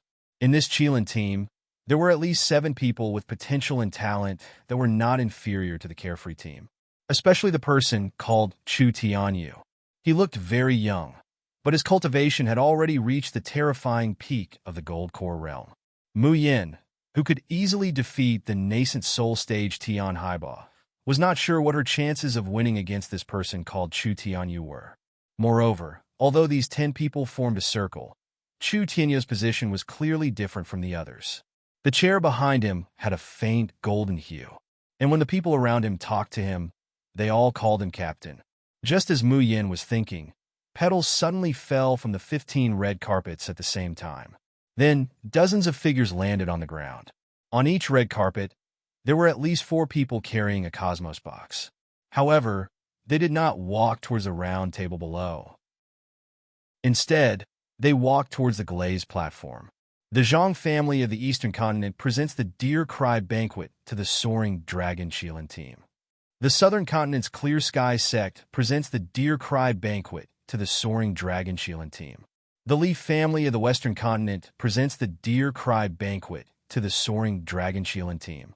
One after another, the sound of congratulatory gifts was heard.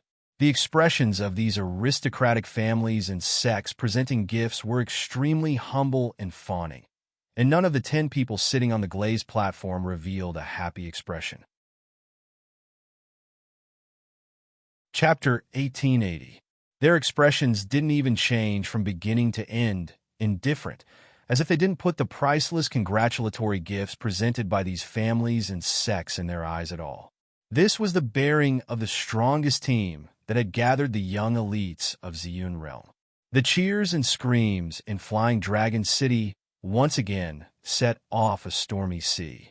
And when all these people who had presented gifts had left, a deep voice came from the sky again. The Deer Feast presents, ends here. Before he finished speaking, his voice suddenly rose. My lord, why? Why are you here? His tone was even more shocked and aghast than when he heard that the Eastern Continent's Su family had come to present gifts. The originally noisy Flying Dragon City quieted down because of this. Everyone wanted to know what had happened to make the steward of Dragon's Soaring Academy, who was used to seeing storms and waves, so shocked. Immediately after, they heard the steward's somewhat stuttering voice. Lan Empire's royal family has come to present gifts. As soon as these words came out, the Flying Dragon City, which had begun to quiet down because of curiosity, suddenly became silent again. After a few breaths, it suddenly turned into a wave of discussion. The Lan royal family of the Eastern Continent has also come to present gifts to the Qilin team. Heavens, the face of the Qilin team is too big. Don't you know? The captain of the Qilin team, senior brother Chu Tianyu, has an extraordinary relationship with the royal family. It's normal for the Lan royal family to specially come to present gifts this time. In the midst of the discussion, a few figures floated down. But this time, there were no petals or elegant figures. There was a whole team of Jindan stage cultivators dressed in the Lan Royal Guard uniforms. They were lined up in pairs, each carrying a Qinquan box in their hands. And walking at the front was a middle-aged Confucian scholar of about 40 years old, with a handsome appearance and an extraordinary temperament. Lan Feng, it's actually the prince of the Lan royal family, Lan Feng, who has personally come to present gifts. Only senior brother Chu can receive such an honor. The appearance of the Lan Empire's presenting team and Lan Feng made the people of the Qilin team unable to sit still. Their faces were no longer as calm and indifferent as before. Instead, they stood up with some surprise and expectation. In the corner, Mu Yin, who was rejoicing that he had finally become low-key again, then happily continued to eat and drink. When he saw Lan Feng, who had suddenly appeared, a bad feeling welled up in his heart. Almost at the same time, Lan Feng's line of sight turned and fell on Mu Yin. Then, a benevolent smile blossomed on his solemn face as he strode over to them. The guards carrying the Cosmos box behind him naturally strode forward to catch up. Thus, the people of the entire Flying Dragon City stared dumbfoundedly at the Lan family's presenting team. They did not walk towards the Qilin team in the center of the glazed platform, but turned towards that remote and inconspicuous corner. Lan Feng stands in front of Mayan and deeply bows towards her. Lan Feng of the Lan family empire of the Eastern Land represents His Majesty and her ladyship to offer congratulatory gifts to the Xiao Yao squad and Miss June. I wish the Carefree team good results in the Deer Cry banquet. The scene was dead silent. Everyone was dumbfounded. What kind of godly development was this? No. Why is it the Carefree team again? Miss June again?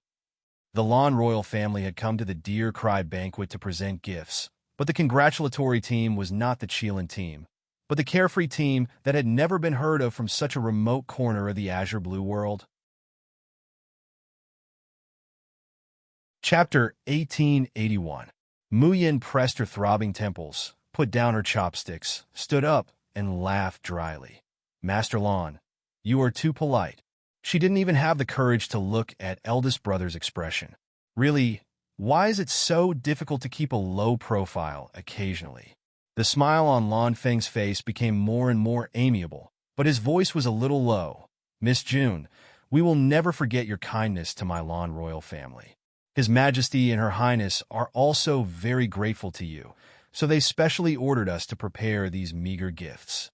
Mu Yin looked at the dozen or so Qinquan boxes carried by the Jinan guards and was momentarily speechless. This was actually a meager gift? Lan Feng asked again with a smile. I wonder if little Gongzi is doing well? Since His Highness came back, he always said boss 3 times. At first, His Majesty and Her Highness were slightly dissatisfied with him, praising the people of a small place. However, after noticing His Highness's progress, they all changed their minds. This was also the reason why the gift was so precious. Mu Yin smiled slightly. Xiao Bao is very good, but he is in seclusion now, so it's not convenient for him to appear. After the two exchanged greetings for a while, Lan Feng politely greeted the people of the Xiao Yao sect. Only then did he turn and leave.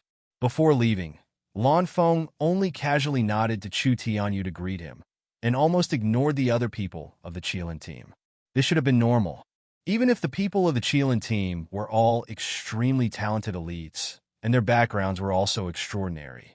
But in terms of status, how could they be compared with the Lan royal family of the Eastern continent?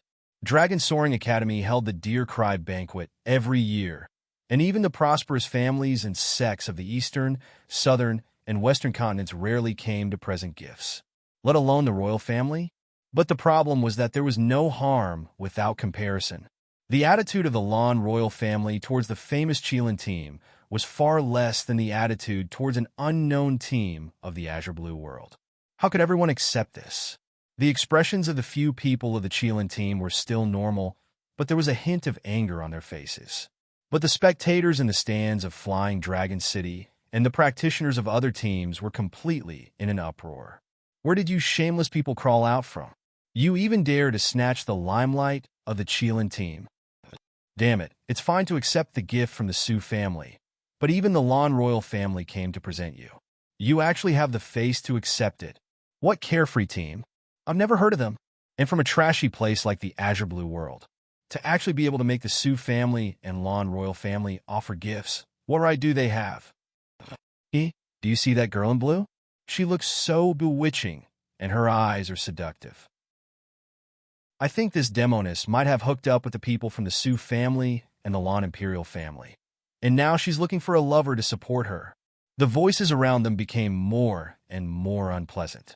The faces of the people of the Xiao Yao sect gradually darkened. Even Yun Ruhan's eyes turned cold. Only mine is calm and unperturbed. She puts away the Qinquan box that Lan Feng gave her with a very clear conscience. Now, she had to raise Qi Xiao Wang, the prodigal. He still had to take care of the entire Netherflame army. Even if he had more crystal stones, the family property would not be enough for him to spend. Originally, she had wanted to keep a low profile after listening to eldest senior brother. But now that she couldn't keep a low profile, there was no point in pretending. Eat and take what you need. Does anyone have an opinion? Then let's meet with our fists. Pa! Someone slammed the table hard. Chapter 1882. A short and fat man with an oily face and a few pimples on his forehead glares at Mu Yin and the people of the Xiao Yao sect. Hey, do you know shame? Mu Yin picks up a fragrant snack with her chopsticks and says slowly, So what if I know? So what if I don't know? No. If you know, then you should obediently take out the Chinkun box you received and give it to the more qualified team. Luo Yu burst into laughter. A team that is more qualified to have it? Who are you talking about? Don't tell me you're talking about yourselves? Excuse me, who are you? The fatty with an oily face immediately flies into a rage. I am the vice captain of the Tsang Yin team, Zhou Dali. Who do you think you are? How dare you be so disrespectful to me? Fly team? I thought it was the mosquito team. Lung Yuma also laughs, then says slowly, Why do I remember that none of the gifts were for the mosquito team? Oh, it turns out that you didn't receive any congratulatory gifts and feel unbalanced. So you want us to give you one? Junior sister, look at how pitiful they are. Why don't you go through the Chinkoan box and see if there's anything you don't want and give it to these flies? Mu Yin very obediently rummages through one of the Chinkoan boxes and finally finds the smallest piece of top-grade crystal. Here, I'll give it to you. No need to thank me. Zhou Dali is going crazy with anger. He roars and reaches out to overturn the table of the Xiao Yao sect. However, just as his hand touches the edge of the table, it is held down by a pair of large bronze hands. Qingjiu looks at him seriously and says word by word, Senior brother, junior sister haven't finished eating yet. Can't disturb. Zhou Dali's whole face turns red, and he uses all the spiritual power in his body to overturn the table. However, the pimples on his forehead are about to bleed, but the table doesn't move at all. The anger in Zhou Dali's eyes slowly turns into a murderous aura. However, before he can take out his magic treasure, his shoulder is held down. Dali, don't be impulsive. A tall and thin man walks over and sneers. Why bother with a bunch of trash? The Deer Cry banquet is about to begin. In a while, Dean Longtongue and the teachers will all be here. Whoever causes trouble here will be in serious trouble. Have you forgotten? Zhou Dali gritted his teeth and said, Captain, they are clearly just trash from the Azure Blue world, but they are actually so arrogant, completely looking down on us. How do you expect me to swallow this? The leader of the Blue Moon Squadron was called Zhang Chunhua, a 4th-level Jinan practitioner. At this time, looking down at Mu Yin and the others, he couldn't help but sneer, his eyes filled with malice and viciousness. The Deer Cry Banquet's grand competition was originally just for the entertainment. We have always been merciful towards the trash from the Azure Blue realm. We definitely won't let them die an ugly death. But this kind of benevolence will only be directed towards those pieces of trash from the Azure Blue realm who know their own limits. But you, Zhang Chunhua pointed at Mu Yin and the others. You're all so arrogant, disrespectful to the Kirin team, and dare to spout nonsense. Just wait to pay the price for what you've done in the Tournament of Champions. The other people from the Azure Blue world can lose with dignity, but your bullshit Xiao Yao sect. If my Blue Moon Squadron can't make you lose miserably and crawl out of Dragon Tongue Academy, then I, Zhang Chunhua, will kneel down and become your grandson. Chapter 1883. Mine gave him a sidelong glance, a faint smile on her face full of disdain. I'm sorry, an ugly grandson like you. Even if you want to kneel, I don't want to acknowledge it. The people of the Xiao Yao sect couldn't help but burst out laughing. Even Yun Ruhan smiled and nodded at Mayan's head. Forget it, his junior brothers and sisters were destined to be troublemakers and troublemakers. No matter how much he restrained them, he couldn't stop their natural brilliance. Yun Ruhan simply broke the jar and ate her own food. Do whatever you want. The people of the Blue Moon team, on the other hand, were almost exploding with anger. The people of the other teams were also glaring at Mayan and the others. The people of the Purple Cloud realm had always been used to being high and mighty. In the past, the cultivators of the Azure Blue realm, whether they were geniuses or mediocre, were all respectful and fearful when they saw the elites of the Purple Cloud realm. But these 7 people in front of them seemed to completely look down on everyone in the purple cloud realm. Just as Zhang Chunhua couldn't help but explode, the sky above the azure stone platform shone brightly, and a rune pattern appeared. Then, 3 old men in snow-white robes with long white beards and long hair appeared in the center of the azure stone platform. As soon as they saw these 3 people appear, all the people of the Qilin team immediately stood up and saluted the 3 old men. Greetings to the 3 venerables of sun, moon, and star. All the teams at the round table, as well as the people in the stands, stood up and saluted respectfully. Greetings to the 3 venerables of sun, moon, and star. These 3 old men were the mentors of the Dragon Soaring Academy, as well as the elders and the hosts of the Deer Cry Banquet. They were 3 brothers, named Qi Ri, Qi Yu, and Qi Xing. So when the 3 of them appeared together, everyone respectfully called them the venerables of sun, moon, and star. Qi Ri, welcome to the Dragon Soaring Academy. Next, let me tell you about the arrangements and procedures of the Deer Cry Banquet. The Deer Cry Banquet would last for several months. From the second day of the banquet, the champion tournament would be held and would not end until half a month later. Then, the mentors of the Dragon Soaring Academy would summarize the performance of each team in the tournament, pointing out their shortcomings and suggestions for improvement. In the last month of the Deer Cry Banquet, there would be some famous high-level cultivators teaching them cultivation and combat experience. It could be said that they would lose miserably in the competition for the chief and lose all their face. But the students of the Azure Blue Realm's 3 academies still fought to participate in the Deer Cry Grand Banquet. It was because they could really learn a lot at the Deer Cry Grand Banquet and make great progress. After Qi Ri announced the process, it was Qi Yu and Qi Xing's turn to announce the rules of the competition that would start tomorrow. There were 7 matches in a day in the champion competition. The 2 teams were determined by drawing lots, and 1 team was lucky enough to get a bye. In principle, the champion competition wanted all 15 participating teams to meet each other in pairs. That was because it would be easier to see their strengths and weaknesses. However, there were also exceptions. That was, every team would have an initial rating from the very beginning. Every time he lost a match, 1 point would be deducted from his initial score. Every win would add 1 point to the score. If they lost too many matches in a row, their initial score would be completely deducted, and they would be disqualified from the competition. When Mu Yin and the others heard the initial score of the Carefree team, they were a little speechless. Their initial score was only 2 points. Chapter 1884.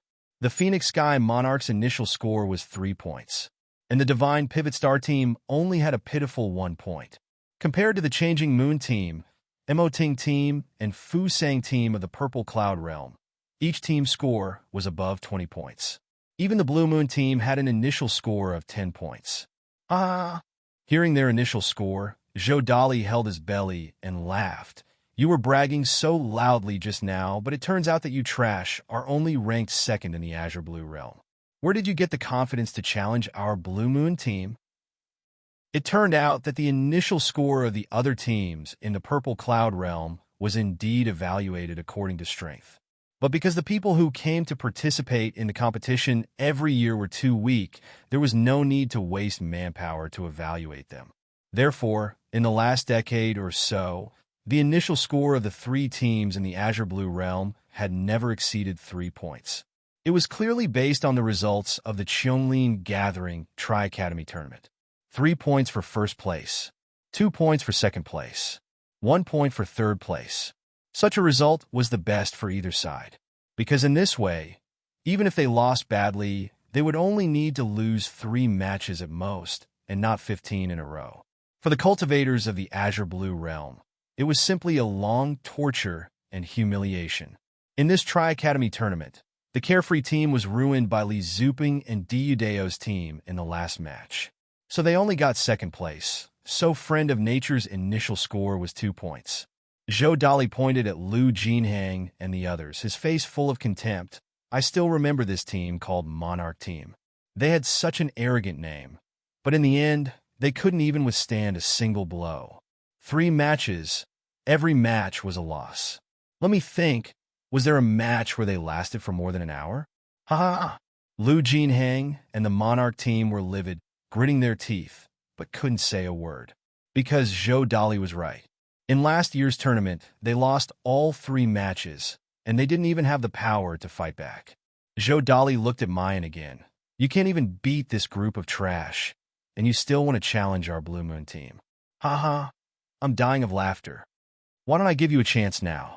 If the 7 of you kneel down and admit your mistakes obediently and hand over all your gifts, perhaps you will still have a chance to live in the upcoming competition.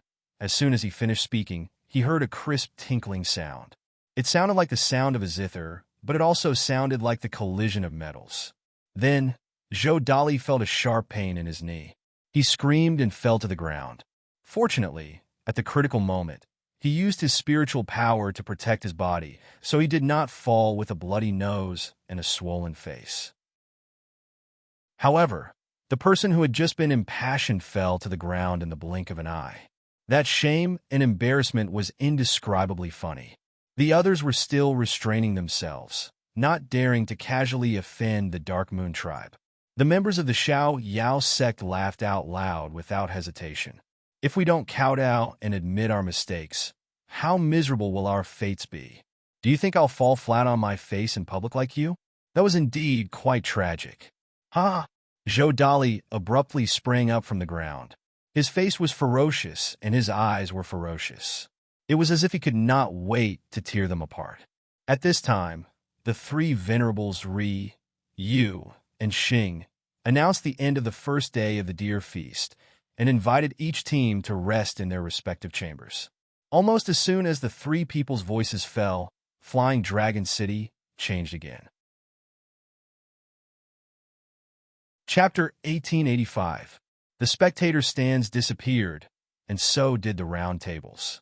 What appeared in front of everyone was a palace that was not magnificent, but was richly ornamented and extraordinary. The people of the Purple Cloud Realm were already used to such changes in Flying Dragon City. The dozens of palaces that appeared in front of them did not appear out of thin air, but originally existed in the space of Flying Dragon City. It was just that they only appeared now. But Mu Yin and the others were stunned by the changes in front of them. They had seen such a simple change in the Starry School's Tai Square as well. But dozens of palaces appeared out of thin air, and each palace was so majestic and magnificent that they could not help but be shocked. This was especially true for a palace in the east. On the signboard in the center of the palace, the words Tianlang Palace were written. It was more than twice the size of the other palaces. The walls were not made of grayish-white or bronze, but were carved out of white jade. Just standing outside the Tianlang Palace, one could feel the pure spiritual qi surging inside. On the other hand, the white jade wall was emitting a refreshing aura that made people feel comfortable.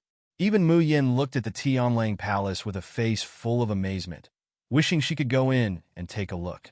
Even if she could not stay, it was good to look. Hearing her words, Lu Jinhang and Zhou Xiaoyu were shocked. Miss Mu Yin, don't joke. This Tianlang Palace is a forbidden area that no one is allowed to step in. If anyone dares to trespass, the entire Dragon Soaring Academy will make them suffer. Mu Yin said in surprise, "Isn't this the sleeping quarters of the teams participating in the Deer Cry Banquet? Everything else is." Lu Jinhang let out a breath, pointing at a similarly majestic palace beside the Tianlang Palace. Even the Dragon Glory Palace allows the strongest teams to stay here every year. But this Tianlang Palace is different. Legend has it that the Dragon Soaring Academy left this palace for a distinguished guest. Even if that guest does not appear for hundreds or thousands of years, no one is allowed to taint it. So, all of you must remember not to enter this place. Hearing this, the people of the Xiaoyao sect felt some regret, but they quickly threw it to the back of their minds. For people like them who had come from the shabby thatched huts of the Xiaoyao sect, it was hard to say. Tianlang Palace's level was still too high. Even if the palaces next to it were given to them, they were already full of anticipation. Luo Yu's face was full of anticipation. Sixth senior sister, If we can also have such a precious space in the future, we can sleep in such a comfortable palace no matter where we go. Wouldn't that be wonderful? At that time, we'll bring Master along and let him live comfortably in this pocket dimension every day. Their childish remarks immediately drew mockery from the other teams. A bunch of country bumpkins. I'm afraid they've never even heard of a treasure like Flying Dragon City. You actually want to have one too. Haha, you must be daydreaming. At this moment, a boy in a gray robe came forward and bowed to the crowd of cultivators attending the Deer Cry banquet. A pleasing smile appeared on his round face. Young masters and young ladies, I will now announce the palaces and courtyards that each team has been assigned to on behalf of the venerable sun, moon, and stars. East Land Changing Moon Team, the palace that you have been assigned to is Jade Brightness Palace. Westland Fusang Team, please stay in the Imperial Peace Palace on the west side. Bookmark for easier reading. Chapter 1886. As the gray-clothed boy assigned the sleeping quarters one by one, the plaques above the palaces lit up with a burst of light.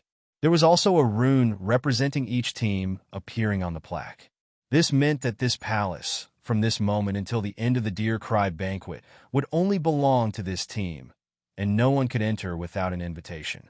Obviously, the arrangement of the palace courtyard was based on the initial score of each team. The higher the initial score, the more luxurious and majestic the palace courtyard they stayed in, and even the spiritual power flowing inside was a bit stronger than in other places. Soon, the palaces of the 14 teams had been assigned. The only ones that had not yet been assigned were the Cheelin team and the Carefree team. At this time, among the remaining palaces, except for the most luxurious Dragonflower Hall, there were only some inconspicuous, dilapidated palaces. The gray-clothed boy looked at the booklet in his hand, a little dazed for a moment, and did not continue to announce for the time being. The cultivators participating in the Deer Cry banquet were immediately on tenterhooks. This scene, this silence, this pause, why did it feel somewhat familiar to them? The first time was when the deacon announced that the Eastern Continent's Sioux family had come to present a gift. The second time was when Lon Fong of the Lon royal family personally came to present a gift. Those two times, an unknown team from the Azure Blue world was raised to the sky, ruthlessly slapping their faces. And now, this strange atmosphere. Did it mean that history was going to repeat itself? Could it be that the Dragon Soaring Academy was going to give the Dragonflower Hall to the Carefree team, letting the Cheelin team, which had gathered the young talents of the entire Purple Cloud world, live in those dilapidated palaces? Everyone held their breath, staring at the gray-clothed boy's slightly open mouth. And the people of the Blueine team would occasionally glare in the direction of Mayan and the others. They absolutely did not believe that these country bumpkins would live in the Dragonflower Hall. It should be known that the Dragonflower Hall had always belonged to the Cheelin team. Even the people of the Cheelin team showed strange expressions. Duan Wenbin sneered. If the Academy really dares to give our Dragonflower Hall to this group of waste from the Azure Blue world, I, your father, will go to the Dragon Soaring Academy's Dean's building. Chu Tenyu smiled gently and elegantly, softly soothing. Don't be impatient. What's the point of fighting for this kind of empty reputation? On this road of cultivation, strength always represents everything.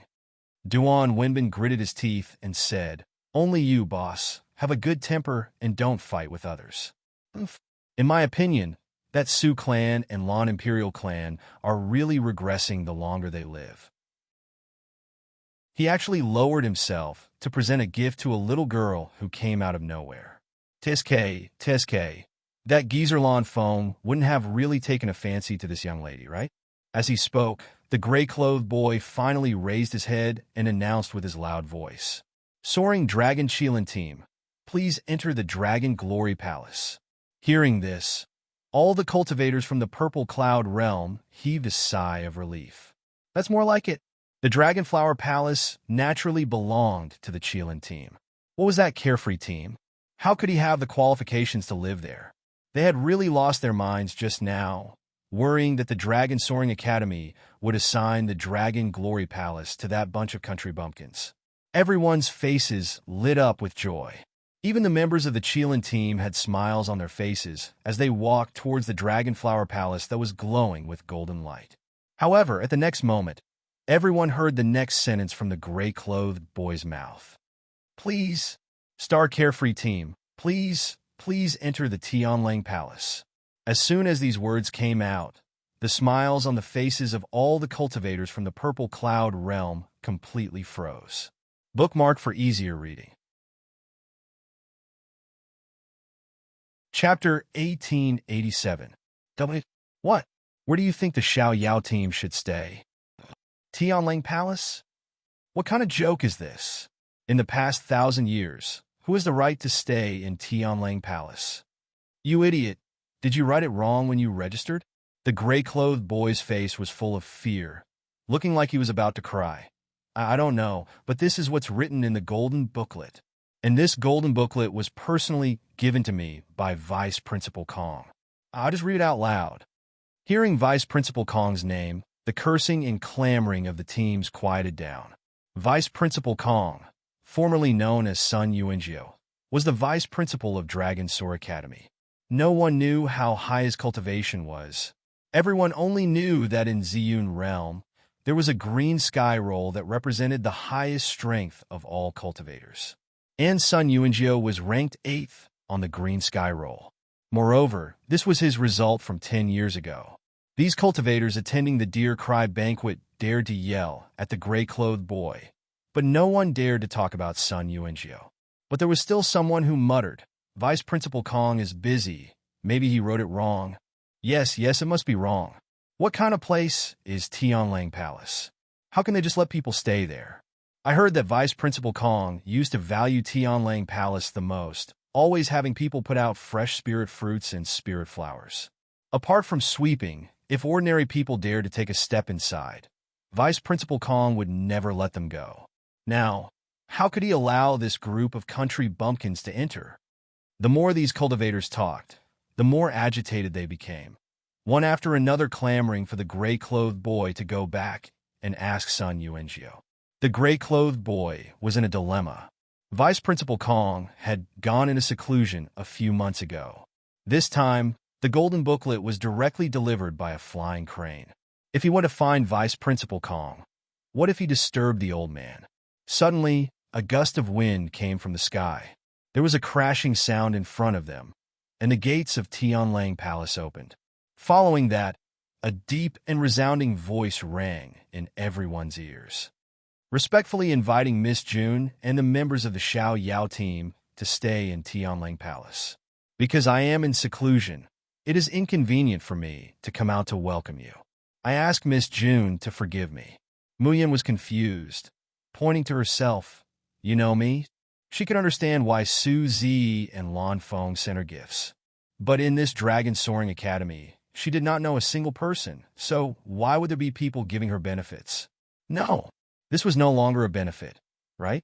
They were allowed to live in a palace that no one had been able to set foot in for nearly 1,000 years. Why?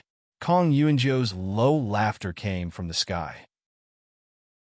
Miss June, you only need to know that on this Xiuzhen mainland, no one is more qualified than you to live in Tianlang Palace. That's enough. Everyone, please come in. The Xiuzhe of all the teams present were gaping and silent.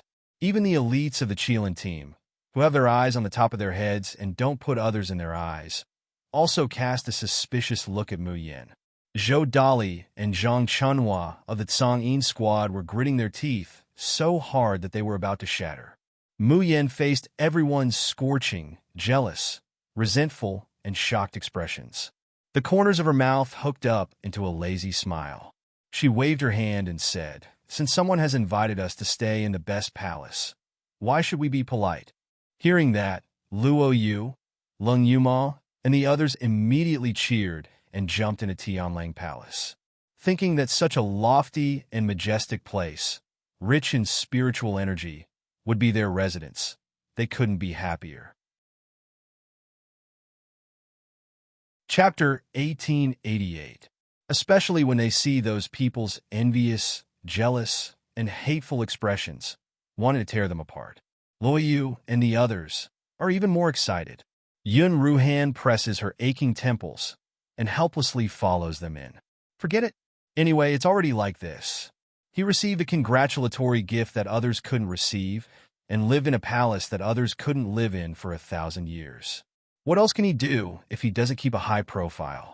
There are a lot of rooms in Tianlang Palace.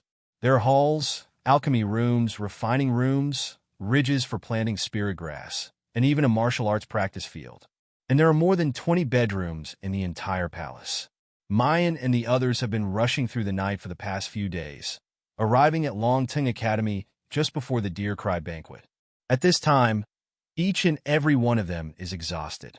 And Tianlang Palace seems to have some kind of magical power that makes them fall asleep as soon as they touch the pillow. And in their dreams, the spiritual power in their bodies is still circulating on its own, as if their strength will slowly increase without any deliberate cultivation. Mayan is in a daze in her sleep when she suddenly feels a familiar aura surrounding her. This aura makes her feel incomparably at ease and trustworthy, so she lets herself indulge in a sweet dream, unwilling to wake up. The next moment, there seems to be a gentle kiss on her lips. The quiet and serene aura carries with it a predatory, overbearing, but also gentle and doting, glued between her lips and teeth. She can't help but be intoxicated by it. Heartless woman, don't you miss Ben Jun at all?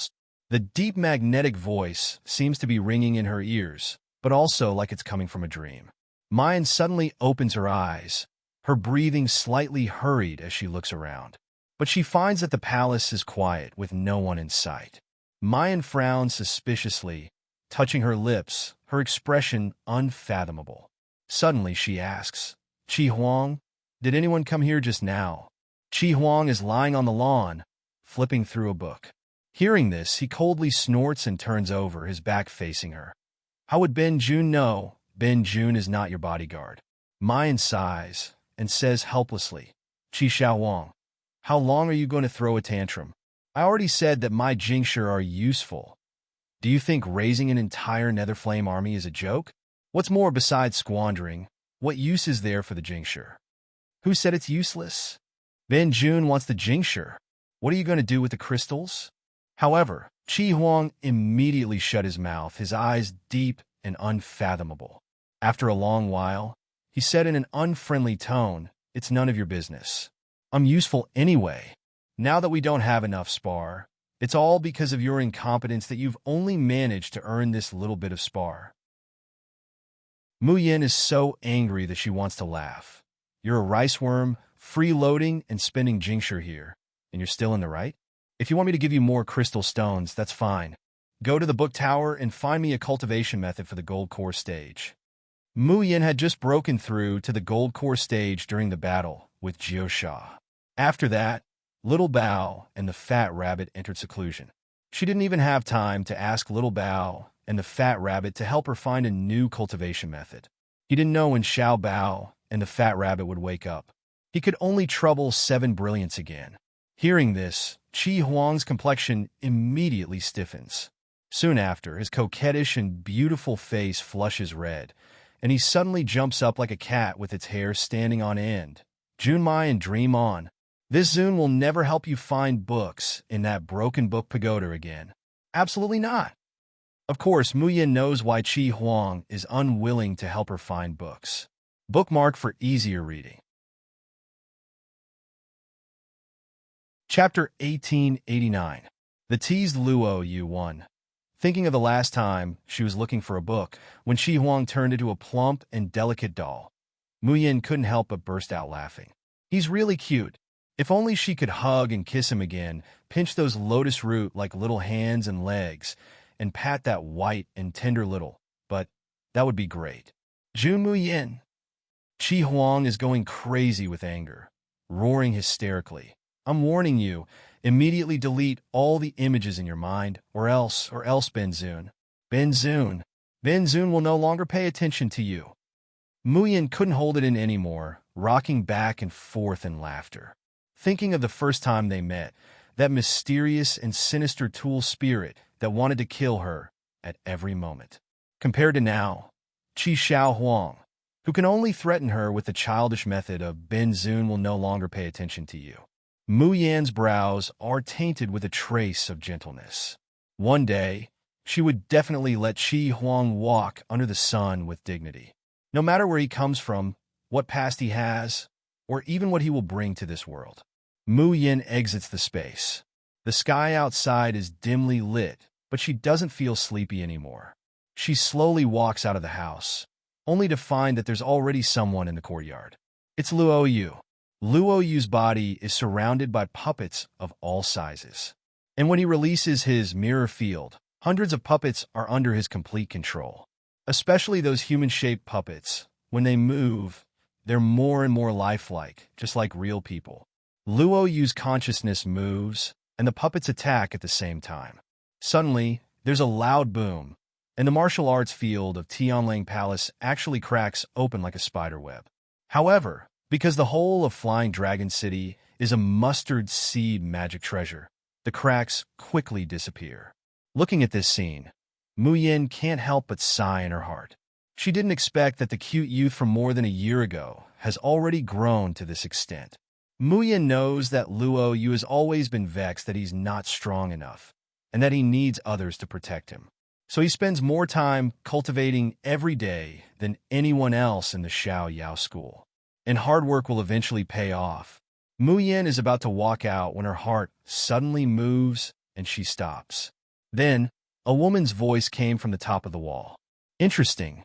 This is the first time I've seen someone who can control so many puppets at once. Even Su Yi and our team can't control so many puppets at once, right? This sudden voice gave Luo Yu a fright, and she hurriedly raised her head to look. On top of the wall sat a beautiful woman in snow-white clothes. Luo Yu asked suspiciously, "Why did you climb over the wall of our Xiao Yao sect so early in the morning?" The lady in white's eyes lit up. She stared at Luo Yu's face and said happily, "Hee, now that I look at you, young master, you look really good. Why don't you invite me into Tianlang Palace, and I'll exchange a few blows with you?" Luo Yu said without hesitation, "No. Who are you? Why should I invite you?" The woman in white was astonished. "You don't know me?" "Luo Yu. Who are you? Why should I know you?" "I'm Murong Shui." The woman in white blinked.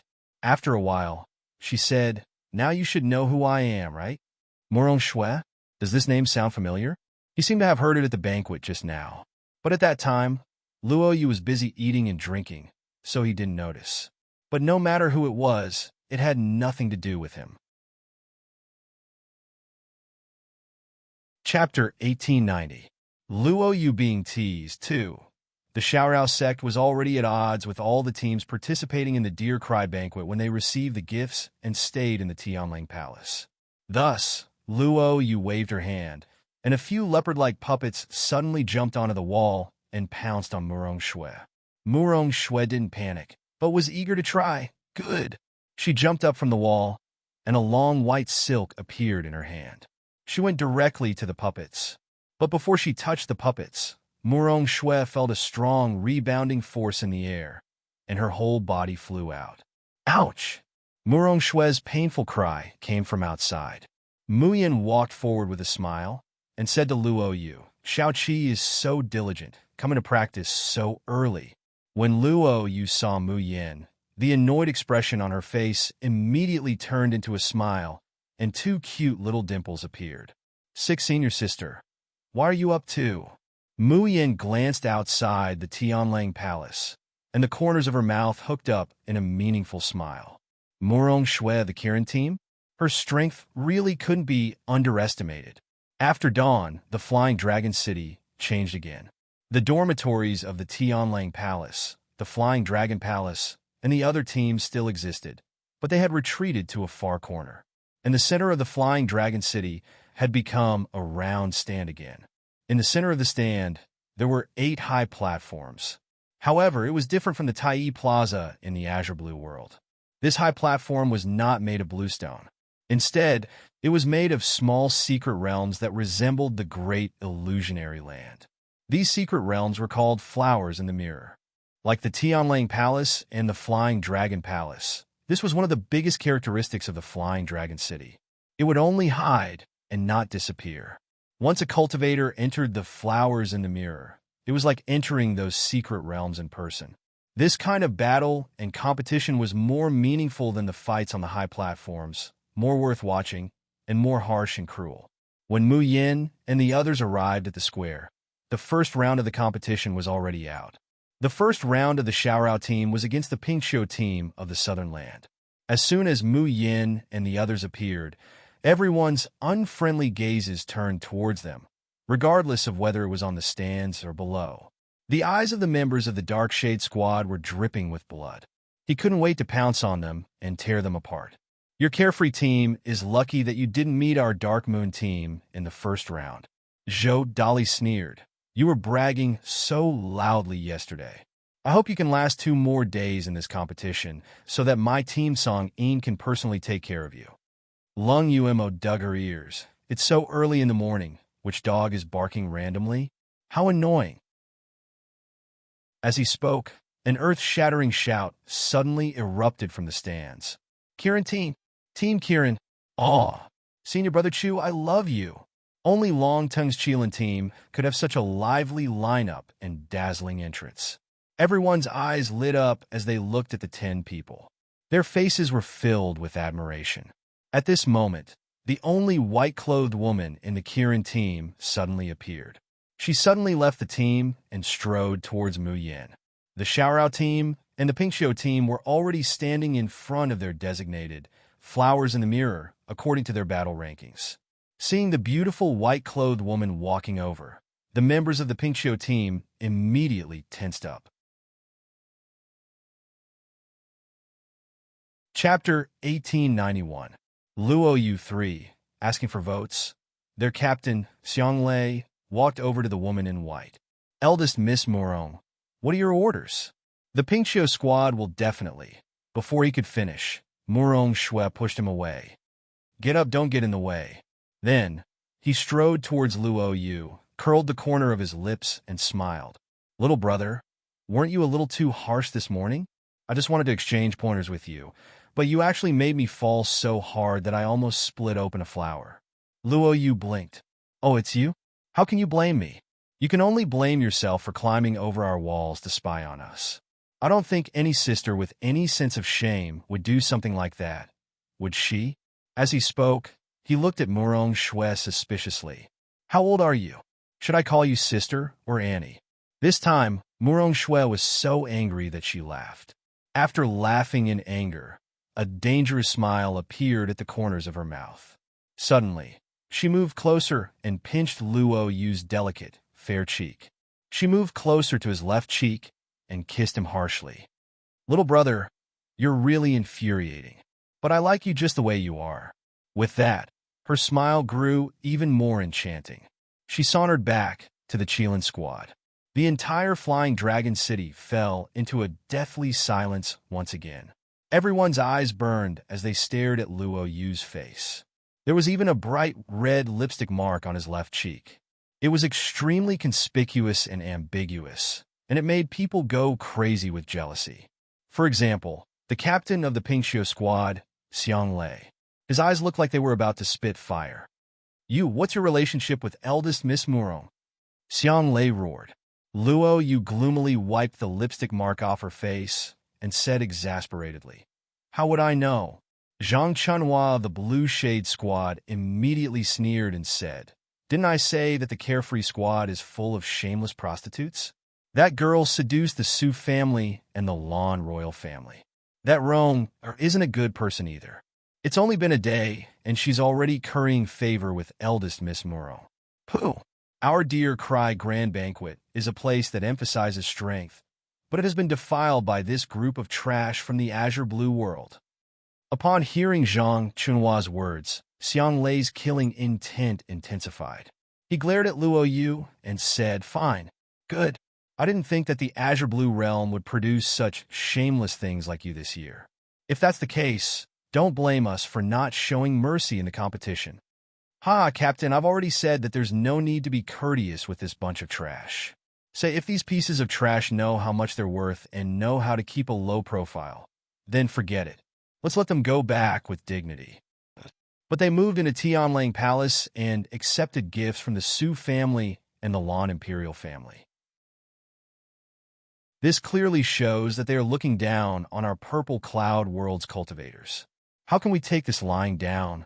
Especially this time, they actually dared to seduce the Murong clan eldest lady. They deserve to die 10,000 times for their crimes. Xianglei took a deep breath and swept his gaze across the Xiao Yao sect members. He then laughed coldly.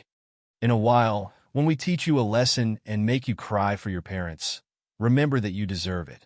If you want to blame someone, blame the shameless seducing of the Lan imperial family girl and the pretty boy sucking up to the Murong clan eldest lady. Today, I, Xianglei, will make you pay a heavy price. Mayan and Luo, you looked at each other, speechless. My dears, don't misunderstand. Murong Shui is not Luo Yu's CP, not CP, not CP. Important things must be said 3 times. Chapter 1892. Lung Yimal laughed from the side. Xiao Qi, you've finally become the troublemaker of our Xiao Yao sect, just like our junior sister. Not bad, not bad.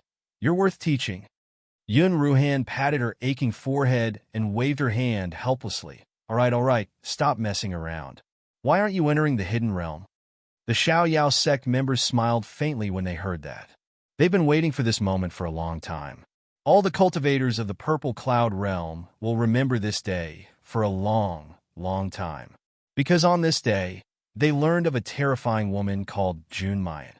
And on this day, they learned of the terror of the Xiao Yao 7. From this day onwards, these 7 youths announced to all the cultivators of the Purple Cloud realm, the Xiao Yao 7 are here. Murong Shui returned to the center of the Qilin team. Shui Huailu immediately walked over with a sullen face. Shui, what were you doing? Why are you involved with lowly things from the lower realms? Murong Shui coldly glared at him.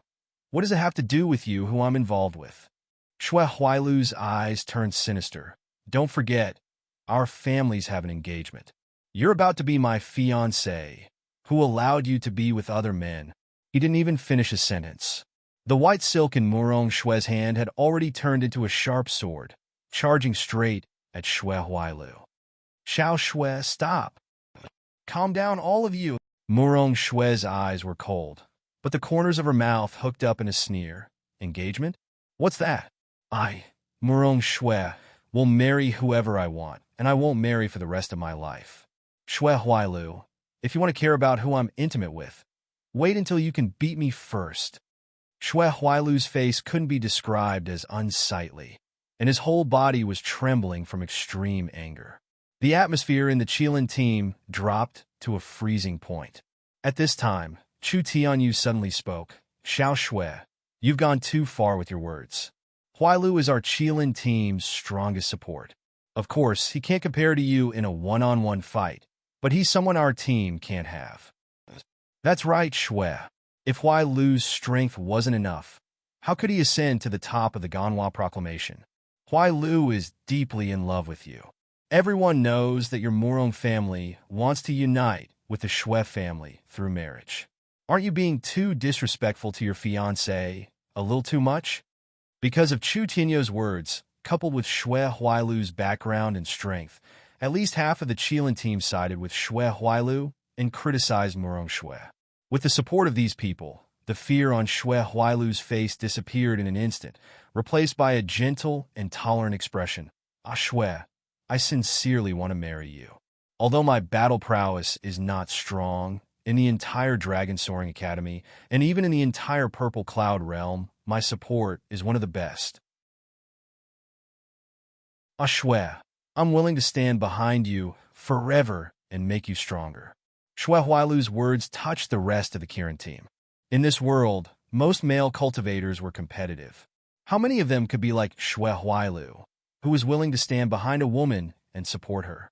If Murong Shui still didn't appreciate his kindness, then she really didn't know what was good for her. Chu Tianyu chuckled and patted Murong Shui on the shoulder. All right, Xiao Shui, stop fooling around. All of us can see Huailu's feelings for you. It's the good fortune you've accumulated over several lifetimes to be able to marry Huailu.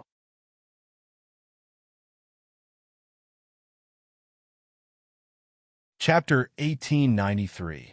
Murong Xue narrowed her eyes, and the white silk in her hand drooped down.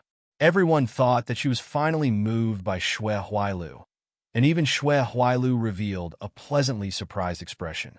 Murong Xue sneered, "I'm sorry, but if you want me to take a liking to a man, you either have to be strong enough to conquer me, or beautiful enough to seduce me. And what do you, Xue Huailu, have?" After that, he no longer looked at Xue Huailu and turned to look at the flower in the mirror, where Mu Yin and the others were. Because of the ringing of the bell, both the Carefree team and the Flat Hill team entered the small mystic realm. Xue Huailu's face was bright red as he glared at Murong Xue's retreating figure. Then he looked at the flower in the mirror. With a thought of his spiritual sense, the scenery of the small secret realm appeared before his eyes. Xue Huailu's gaze landed on Luo Yu's delicate face. The jealousy and hatred in his eyes were like that of a poisonous snake. "So, you've taken a fancy to that little bastard's face? But Xue, can you guarantee that his face, when he comes out of the flower in the mirror, will still be intact?" He had heard Pingxiu team leader Xiang Lei's oath very clearly. The Pingxiu team would not let the Carefree team win easily. Murong Xue glanced coldly at Xue Huailu, but said nothing. In fact, she didn't think the Carefree team could win either. But that youth that could control more than 100 puppets at once, that group of Xiuzha from Azure Blue Jie, should not be as weak as everyone imagined. The Carefree team would die miserably. This thought lingered in the minds of every cultivator in Flying Dragon City, especially when the Phoenix Sky Monarch team and the Divine Pivot team were quickly kicked out of the flower in the mirror. It could be said that the cultivators of Azure Blue Domain in the Deer Cry Grand Banquet had never had any power to fight back. Not to mention anything else, just in terms of cultivation. All the teams in the Purple Cloud realm were Golden Core cultivators. What about the Azure Blue world? The Carefree team had 5 Golden Core cultivators, the Fontian team had 2 Golden Core cultivators, and the Dubby team only had 1 Golden Core cultivator left due to Ouyang Qing's absence. Moreover, all the Golden Core cultivators were only at the first or second stage. How could such a lineup contend against the team from the Purple Cloud realm? TSK. What is the Pingxiu team doing? Why haven't they eliminated Team Carefree yet? Look for yourself. The Carefree squad is hiding in a corner of the forest. The Pingxiu squad hasn't found them yet. This bunch of cowards. They can't be thinking that by hiding in a corner for a couple of hours, they can win, or that their points won't be deducted, right? In the stands of the Flying Dragon City, the attention of the audience was almost all focused on the flower in the mirror, where the Carefree team was. The sounds of discussions and mockery kept drifting out. Finally, the Azure Blue Jie Xiuzha in the corner could not bear it anymore. "Don't talk nonsense. The gods of Team Xiao Yao are not cowards. Yes, Jun Mo Xie can fight against a nascent soul cultivator by himself. How can he be any worse than the people of your Purple Cloud realm?" Exactly. The great god Jun and the members of the Xiao Yao team are all rare geniuses of our Azure Blue realm. Even if they lose, they won't lose without dignity. This was the first time that the people of the Purple Cloud realm met supporters from the Azure Blue realm who dared to argue with them. In the past few years, these supporters had always been hiding in a corner, not even daring to let out a fart. They looked ashamed and weak, as if they were afraid of being targeted.